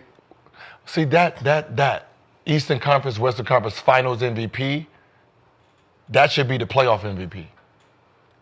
That should be changed. That So award playoffs right there. and then finals make it its own thing. Yeah, because it's been its own thing. They just added this award. So- This award should be playoff MVP. So back to the question for mostly fans. So then should you include the first 2 rounds in determining who's yeah, the conference first finals? round to the Eastern Conference until you get ready to the championship. First round, second round, and So third if a round. motherfucker in the first round has 7 games and a nigga averaged 70, he's considered But what- playoff MVP. Shit. But what if he gets to the conference finals and only averages 5 points? I'm just saying, do you take Conference the whole it's body? still your whole playoff. Depends on your average. It's your whole So playoff. your whole average body of gonna go work down. in the Your whole body- playoffs pre-NBA finals. Yeah. Yes, should go down. that should be Shouldn't the that count? MVP. Should be MVP. Shouldn't that count though? What? What? In the easier games before getting to the important game, you played well, and you got to the important game and you played bad. No, it's still the Depends- playoff. It's Depends the on your playoff. average, though, right? It's called playoff. That's what I'm saying. As far as even averages, right? The easier team, you play well. An easier team, you play well. The harder team, you shit the bed. But we win. No, you lose. But Oh, so still. then- You lose. That's what I'm saying. That's been a lot of guys that's played good, shit the bed. But if I average 29, 8, and 8, and you average, 16, but you had these great 4 games, it's the playoff MVP, right? Shouldn't it offset though? Seeing that you did play good for these and you didn't when it counted. It's the body of work. I played good when it counted. Body of work. It's still body I of know, work. I know. I'm just saying. What is there no trade-off for that? But that's why they got the Eastern Conference Finals MVP now. Like, that's why I said it's this weird one, like finals, Eastern Conference Finals MVP, then Finals MVP. There's got to be Just make for that series. That's what I said. No, it's just for that shit, but that's one should be all 3 series combined. For sure. I like It it. should, but I don't know. Who knows? We'll see. But appreciate you, gentlemen. Shout out to everybody out there that supported the 10 Toes music video, King Sunny Black. I appreciate y'all. Y'all already know. It's Sunny. Money making Sunny. And shout out to everybody who supports Gil's Arena and pulls up every day. Appreciate you, gentlemen. Make it say. OG crew right here. We got our Knicks fans in here. We got our I'm Pacers broke, fans. baby. Eastern Conference Finals tips off tonight. We'll be on playback watching, so make sure you pull up to playback.tv/Gilbert Arenas. But this has been another episode of Gil's Arena presented by Underdog. Whoa, whoa! We'll see y'all